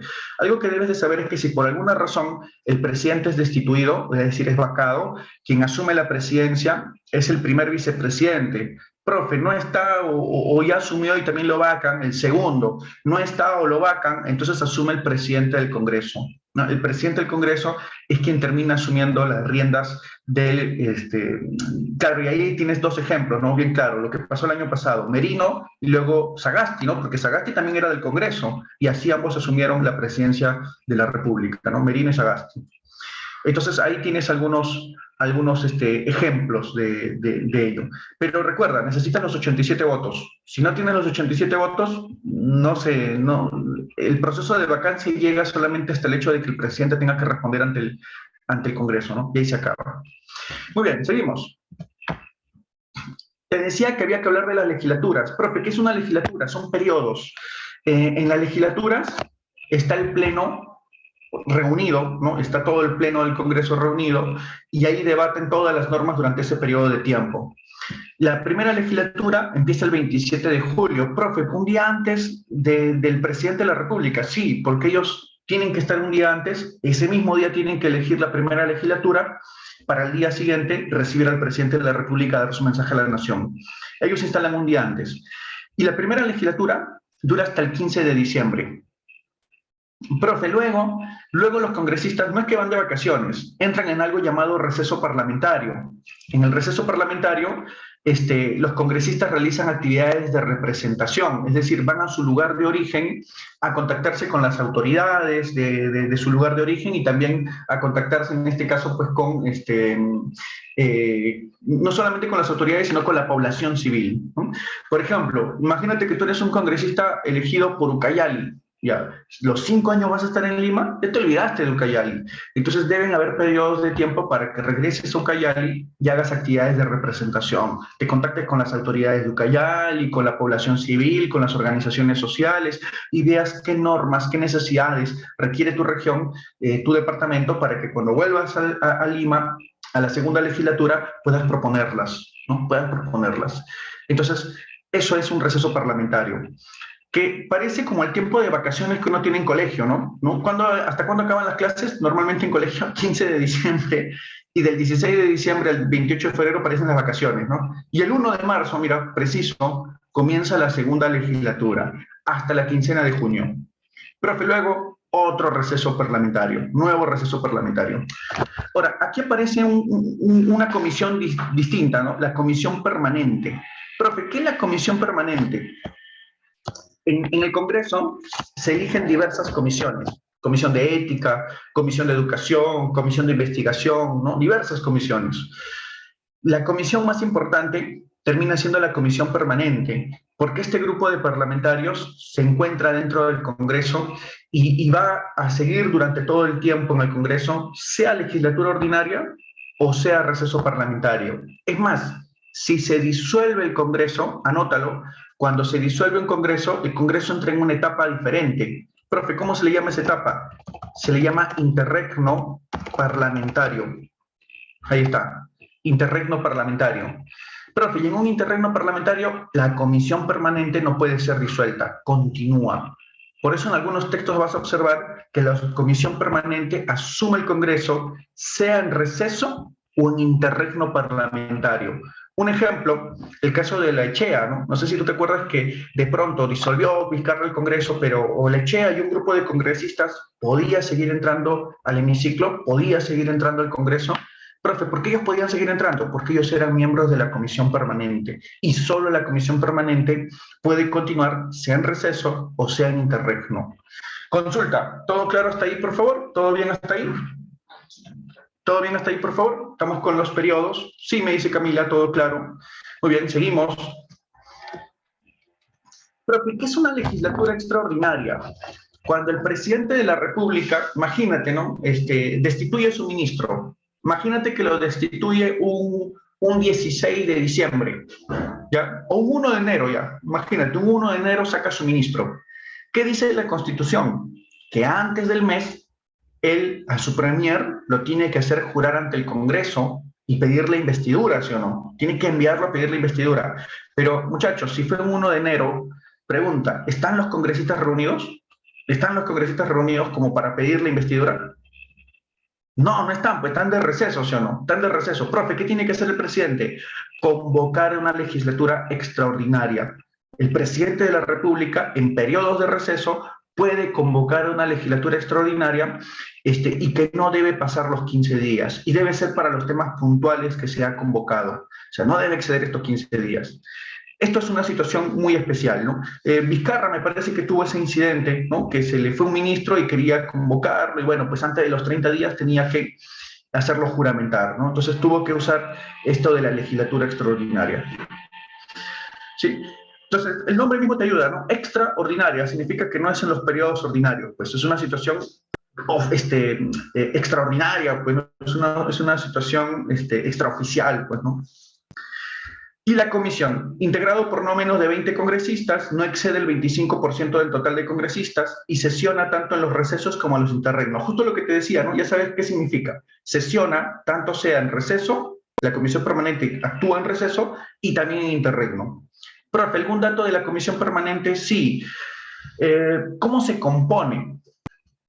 Normalmente el partido que tiene más cantidad de congresistas, que tiene más representación en el Congreso, tendrá más miembros en la comisión permanente. Y el partido que tenga menos miembros tendrá menos cantidad de representantes en la comisión permanente. Así es, ¿no? Todo de acuerdo al orden como han sido elegidos.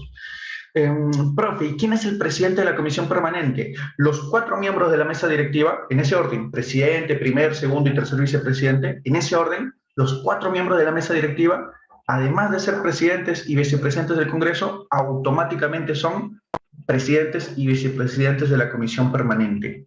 Entonces, cuando uno elige al representante máximo y sus vicepresidentes del Congreso, también estás escogiendo al que va a ser el representante máximo en la comisión permanente.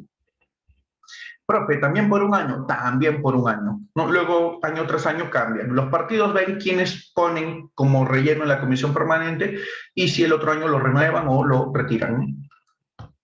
Ahí está, ¿no? Esa es la comisión permanente, ¿no? Un grupo reducido de congresistas.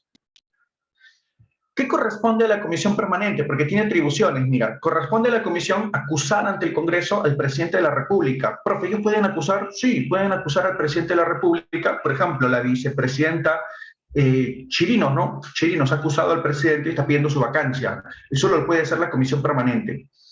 También corresponde acusar a los representantes del Congreso ante la Comisión de Ética. También acusar a los ministros de Estado, a los miembros del Tribunal Constitucional, a los miembros del Consejo Nacional. Bueno, aquí está mal, ¿no? Ya no existe Consejo Nacional de Magistratura. Junta Nacional de Justicia debe decir aquí, ¿no? Corrígelo, por favor. Debe decir Junta Nacional de Justicia. Profe, Consejo Nacional de Magistratura, eso se disolvió, ¿no? Vizcarra, con su referéndum, lo eliminó. Ahora se llama Junta Nacional de Justicia. A los vocales de la Corte Suprema, a los fiscales supremos, al defensor, al contralor, cuando infringen la Constitución y por todo delito que cometan en el ejercicio de sus funciones y hasta 5 años después de que hayan cesado estas. Profe, ¿qué puede hacer la comisión permanente? No solamente acusarlos, sino proponer su inhabilitación de derechos políticos. No sé si te acuerdas qué implicaba una inhabilitación de derechos políticos. Un ejemplo, alguna autoridad o ex autoridad que haya sido inhabilitado sus derechos políticos por el Congreso y que lo acusó la Comisión Permanente, ¿no? Vizcarra, pues, como dice Ángel, ¿no? Vizcarra, ¿no? Vizcarra, por ejemplo, está inhabilitado sus derechos políticos por 10 años, bueno, por 10 años. Entonces, eso la Comisión Permanente lo acusa ante el Pleno y el Pleno tiene que evaluar y hacer el antejuicio político correspondiente. Profe, ¿qué otras atribuciones tiene la Comisión Permanente? Atribuciones. Ellos solos, no sin el Pleno, sin necesidad del Pleno, ellos solos designan quién es Contralor General de la República por 7 años. A propuesta del presidente, claro, el presidente les da alternativas y ellos designan entre las alternativas quién va a ser Contralor por 7 años. Ratifican al presidente del BCR y al de la SBS. Tú ya sabes que esto lo designa el presidente de la República y ellos lo que hacen es ratificar. Y aprueban créditos suplementarios y denuncias constitucionales. Profe, ¿qué es un crédito suplementario? Cuando falta dinero en el Ejecutivo puede plantear una forma adicional de conseguir ese déficit, para cubrir ese déficit fiscal. Bueno, la Comisión Permanente aprueba estos créditos, ¿no? Y también aprueba denuncias constitucionales contra algunas autoridades. Consulta, ¿todo claro aquí, por favor? ¿Todo claro aquí? ¿Estamos bien hasta aquí? Puedo votar, a ver, ¿qué dice? ¿Puedo votar de manera virtual si estoy en mi receso parlamentario, si soy congresista? Depende, mira, el pleno decide si es que el voto va a ser virtual o va a ser presencial. Eso lo decide el pleno. En el contexto de COVID se ha creado esto de la votación virtual. Profe, antes eso no existía, pues. Antes no existía eso del voto virtual. Hoy en día existe el voto virtual del congresista, pero se entiende que este voto virtual obedece al contexto, ¿no? Y el Congreso decide si es que la votación va a ser virtual o va a ser, pues, presencial, ¿no? Es el contexto es diferente, ¿no? Todo claro, me dicen. Listo, Camila. Ángel, todo claro. Todo claro, todos los demás jóvenes, por favor. Estamos ya en la parte final de la clase. ¿Todo bien, todo bien? Ángel me dice que sí. ¿Qué me dicen los demás? Davis. Heidi. Todo bien, me dice Heidi. Muy bien. Muy bien, seguimos entonces. Atribuciones del Congreso.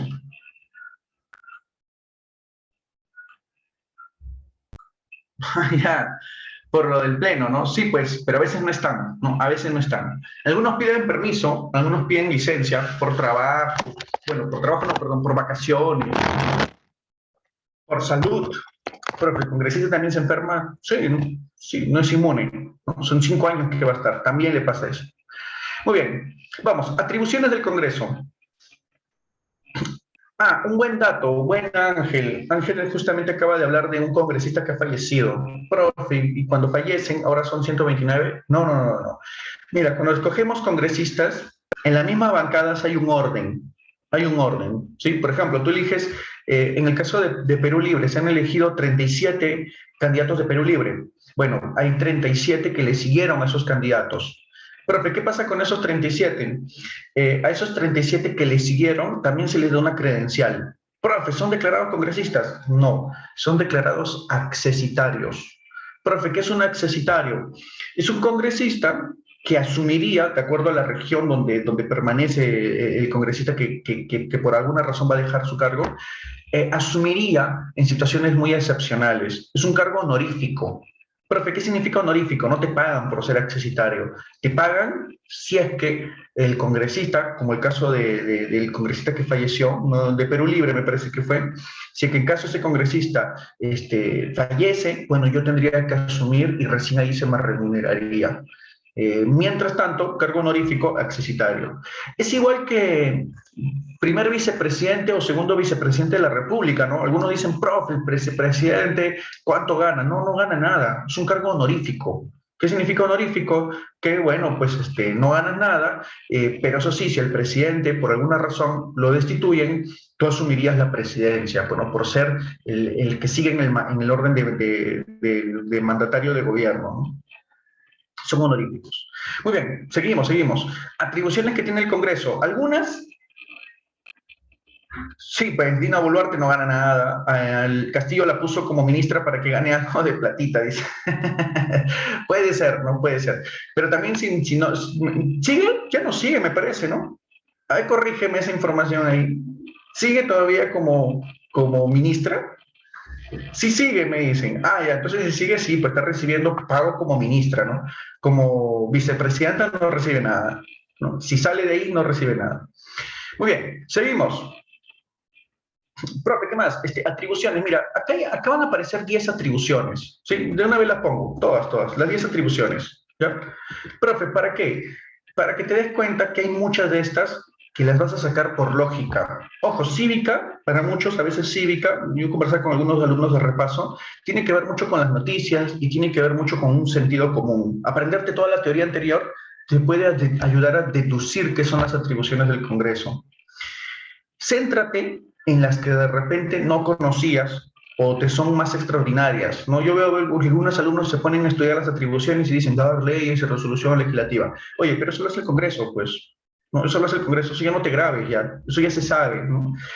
Porque la teoría mismo sabes que quien da leyes y resolución legislativa, así como interpretar, modificar o derogar, eso lo hace el Congreso. Profe, ¿dónde estaría mal escrito si dijera resolución suprema? La resolución suprema solo la da el Ejecutivo. Una resolución judicial solo la hace el Poder Judicial, pero resolución legislativa, legis es ley, eso solamente la hace el Congreso.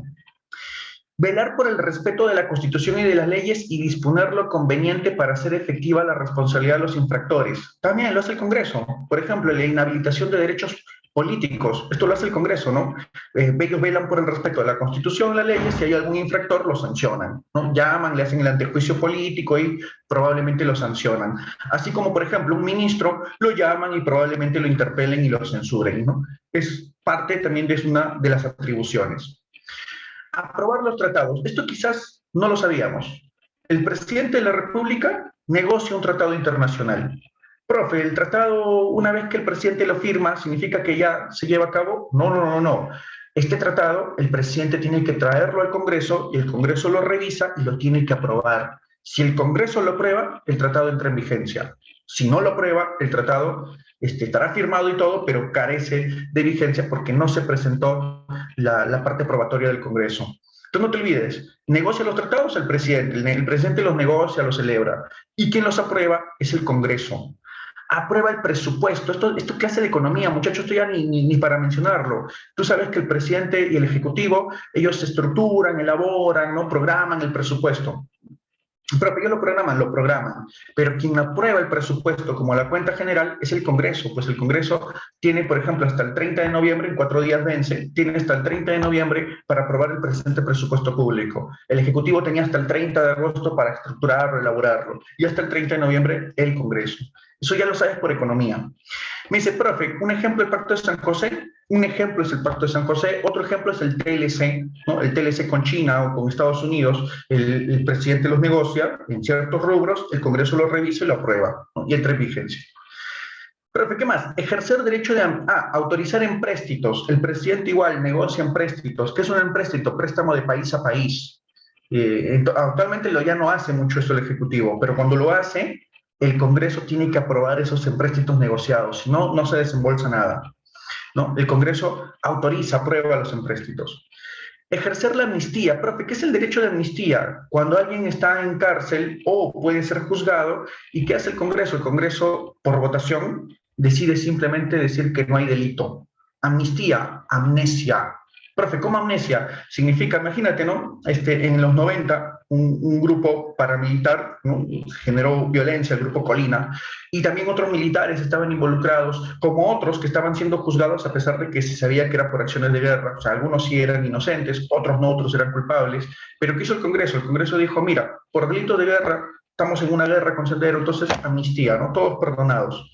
Oye, pero ese en pleno contexto con Sendero, pero ese lo ejecutó sin juicio, sin nada. No, igual amnistía, ¿no? Está olvidado el delito.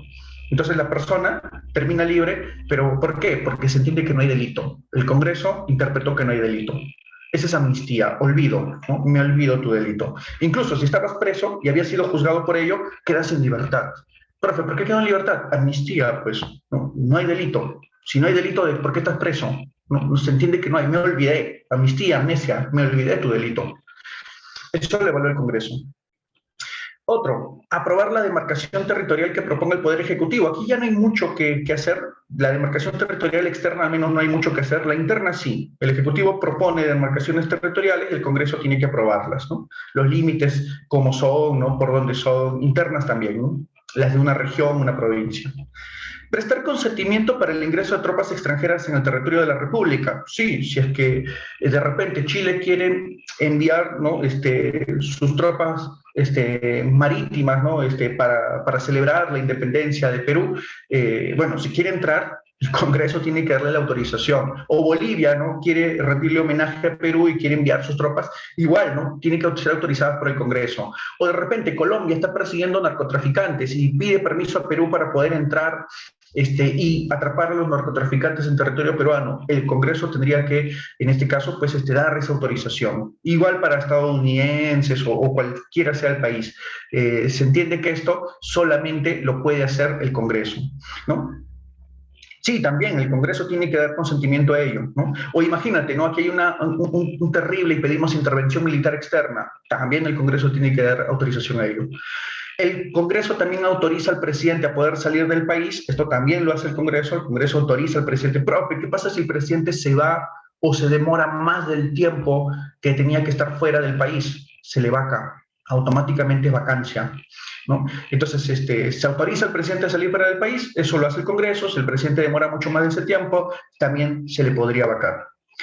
Y ejercer cualquier otra atribución que la Constitución y que sean propias de su función legislativa, ¿no? Que la Constitución diga que sean propias de su función legislativa.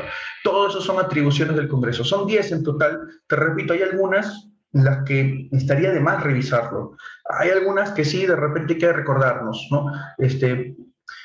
No, si el presidente muere, automáticamente es una causal de vacancia. Pero todo lo que es vacancia lo vamos a ver en la siguiente clase, la siguiente sesión que es Poder Ejecutivo, ¿no? Así que mucha atención, en la siguiente clase te espero para poder hablar de Poder Ejecutivo. Hoy día solamente corresponde al Congreso, ¿no? Y me dicen, profe, si el presidente muere, ya, eso corresponde al Poder Ejecutivo. Vamos con las claves, vamos con las claves y comenzaremos a desarrollar, ¿no? Pregunta número 1, mira, dice, ¿cuál de las siguientes alternativas, cuál es ajena a los atributos del congresista? O sea, no corresponde un atributo del congresista. Ya, Por profe. economía, Rojo. te puedes sacar. ¿Cuál? Ah, profe. Sí, correcto, su compañero. Es la, muy bien, Ángel. Es la. Profe, ¿por qué la A? Porque regular las tarifas arancelarias se hace por decreto supremo y esto se ha explicado en tributos. En tributos se explicó ello. Recuerda, el Congreso puede tener muchas atribuciones, pero regular las tarifas arancelarias, eso solo le corresponde al presidente de la República, ¿no? Muy bien, Camila, muy bien, Ángel. Regular las tarifas arancelarias es algo ajeno, no corresponde al Congreso. Muy bien, vamos con la pregunta número 2. No, número 2. Aprobar el presupuesto sí, autorizar la salida sí, ejercer derecho de amnistía sí, ¿no? 2. La amnistía es una atribución que puede otorgarla, ya, al ojo, ¿no? ¿Quién? El Congreso, profe. Claro, ¿no? El Congreso. Muy bien, Camila, David, Ángel. El Congreso. Esta estaba directa, ¿no? Es el Congreso, muy bien. Tómale foto, pregúntalo. Oye, las preguntas han venido cerquitas, ¿no? Claro, la 1 te dice, marca lo que no es, y si se entiende que la amnistía sí es, entonces en la 2, la amnistía es por el Congreso, pues. Muy bien. 3. Para elegir la mesa directiva del Congreso, el cual es representado por el presidente del Congreso y 3 vicepresidentes, se necesita ¿qué tipo de mayoría? ¿Qué tipo de mayoría? Ahora creo que los agarré, ¿eh? Nadie me da clave. ¿Qué tipo de mayoría? Absoluta, absoluta, absoluta. Muy bien, Ángel. Muy bien, Yair, muy bien. Me parece Isaac también. Y por aquí, David, Betsy, Camila. Muy bien, una mayoría absoluta, ¿no? Sí, profesor. Nos hemos olvidado del tipo de mayoría. No te olvides, calificada 2/3, absolutas, más de la mitad del número legal. Relativos simples son sinónimos de los que asistan, ¿sí? De los que asistan. Relativa simple, los que asistan, absoluta, más de la mitad del número legal, calificada 2/3. Muy bien. Vamos con la pregunta 4. Una de las funciones del Poder Legislativo es la de control político, así como también la normativa. Esta última consiste, ¿en qué consiste su función normativa? También llamada función legislativa. Muy bien, Yair. A ver, profe. Claro, muy bien, Ángel, Camila. Claro, si función legislativa es crear leyes, función normativa, que es lo mismo que legislativa, es crear normas, pues, ¿no? Es crear normas, en Betsy. Muy bien, Heidi, ¿no? Otorgar nuevas normas, pues, ¿no? Al ojo, ¿no? Al ojo. Función legislativa, otorgar nuevas normas. Función normativa, otorgar nuevas leyes o lo mismo, ¿no? Otorgar nuevas normas. Pregunta 4, Barco.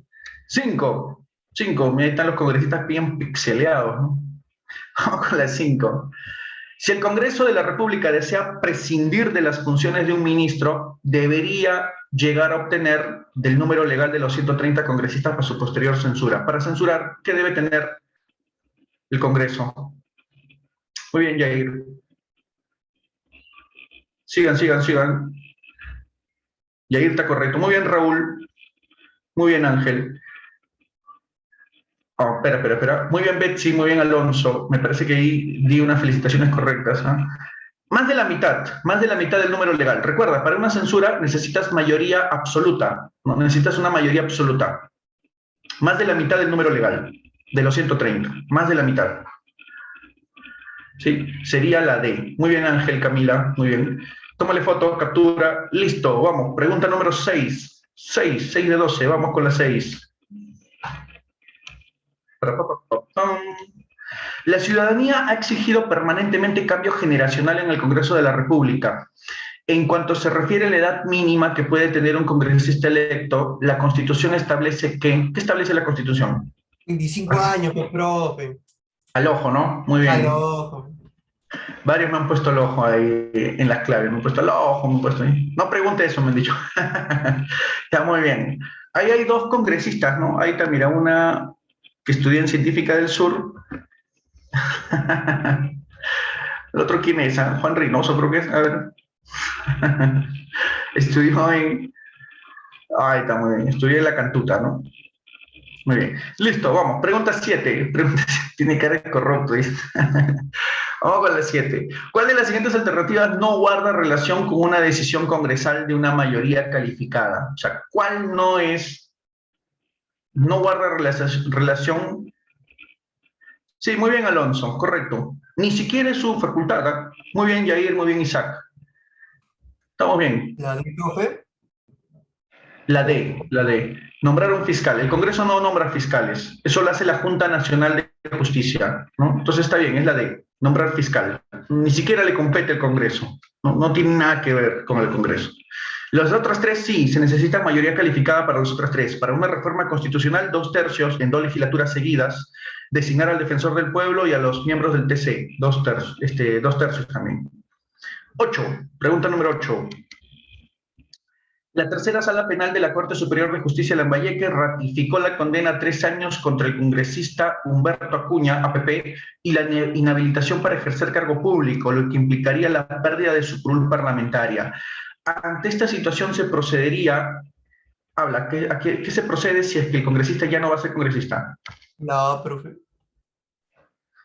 Sí, correcto, Ángel, Hay que correcto, reemplazarlo. Isaac, Raúl, Camila. Claro, el accesitario, ¿no? El accesitario es quien cumple el resto del mandatario. Sí, cuando muere el congresista de enfermedad, accidente, ¿no? Que sea situación permanente, o también, ¿no? Por ejemplo, un caso, ¿no? Está inhabilitado para ejercer el cargo, asume el accesitario. Lo mismo pasó con Vizcarra, pues, ¿no? Vizcarra fue el electo, pero bueno, pues lo inhabilitaron, ¿no? Entonces asume el accesitario, que era el siguiente, ¿no? El siguiente que podía asumir, del mismo partido. 8, avioncito. Vamos con la 9. 9. Si el Congreso lo requiere, es su potestad invitar a realizar un cuestionario a los ministros de Estado a través de un pliego interrogatorio. ¿Cómo se llama ese cuestionario? Interpelación. Claro, muy bien, Yair, muy bien, Ángel también, Betsy. Interpelar. Bueno, interpelar es preguntar, pues, ¿no? Es interrogar. Interpelar es sinónimo de interrogar, ¿no? Solo que interpelar suena más bonito, ¿no? Así que ya sabes, te puedes lucir con tu vocabulario de RBA cuando le digas a tu compañero, te voy a interpelar. Ahí está, lo vas a interrogar. Y lúcete. Interpelar es interrogar. 10, pregunta 10. La Comisión Permanente del Congreso es un órgano del Poder Legislativo, está compuesta por la mesa directiva del Congreso, más 25 congresistas que representan a sus diferentes grupos parlamentarios. Marca lo correcto que representa una función de dicha comisión, una función de la Comisión Permanente. Es la A, profe. Sí, correcto, Yair, correcto, Ángel, también Camila, es avión, ¿no? Muy bien, Isaac. Ratificar la designación del presidente del BCR y la SBS es parte de la comisión permanente. Otorgar amnistía es el pleno, indulto no corresponde al Congreso. Poder Judicial o Junta Nacional de Justicia tampoco le corresponde al Congreso. Muy bien, era la. Muy bien. A mi abuelita le voy a decir, mamita, te voy a interpelar, dice. 11. De acuerdo a la Constitución Política, no pueden ser elegidos miembros del Congreso de la República los ministros y viceministros, sí, lo dije, ¿eh? La D, profe. Claro, 6 no meses han antes tienen que renunciar. a su cargo 6 meses antes. Claro, un congresista puede ser designado ministro, lo que había dicho, ¿no? Pero un ministro no puede postular al Congreso si no ha renunciado 6 meses antes a su cargo, ¿no? Y así hay varias autoridades que no pueden postular. Tómale foto y captura y chequea ahí quiénes son. En realidad yo diría todas, ¿no? Todas esas autoridades no pueden postular al Congreso si es que no están libres, ¿no? 6 meses antes. Y 12, última pregunta, número 12. En caso nuestro país desee firmar un tratado de carácter internacional, la facultad de aprobar dicho tratado, ¿quién la tiene? Bueno, Al ojo, profe. muy bien, Yair. Muy bien, Ángel. Muy bien. Es el Congreso de la República. Pues el Congreso, muy bien, Betsy, ¿no? El Congreso es, muy bien, Camila, el que tiene que aprobar dicho tratado, ¿no? El presidente lo negocia, el Ejecutivo lo negocia, lo celebra, pero el Congreso tiene que aprobarlo. Muy bien, jóvenes, hasta aquí me despido de ustedes. Cuídense, un fuerte abrazo. Nos estaremos viendo la siguiente sesión. Hasta luego. Hasta luego, profe. Cuídense todos, cuídense. Adiós, profe. Chao, chao. Hasta luego.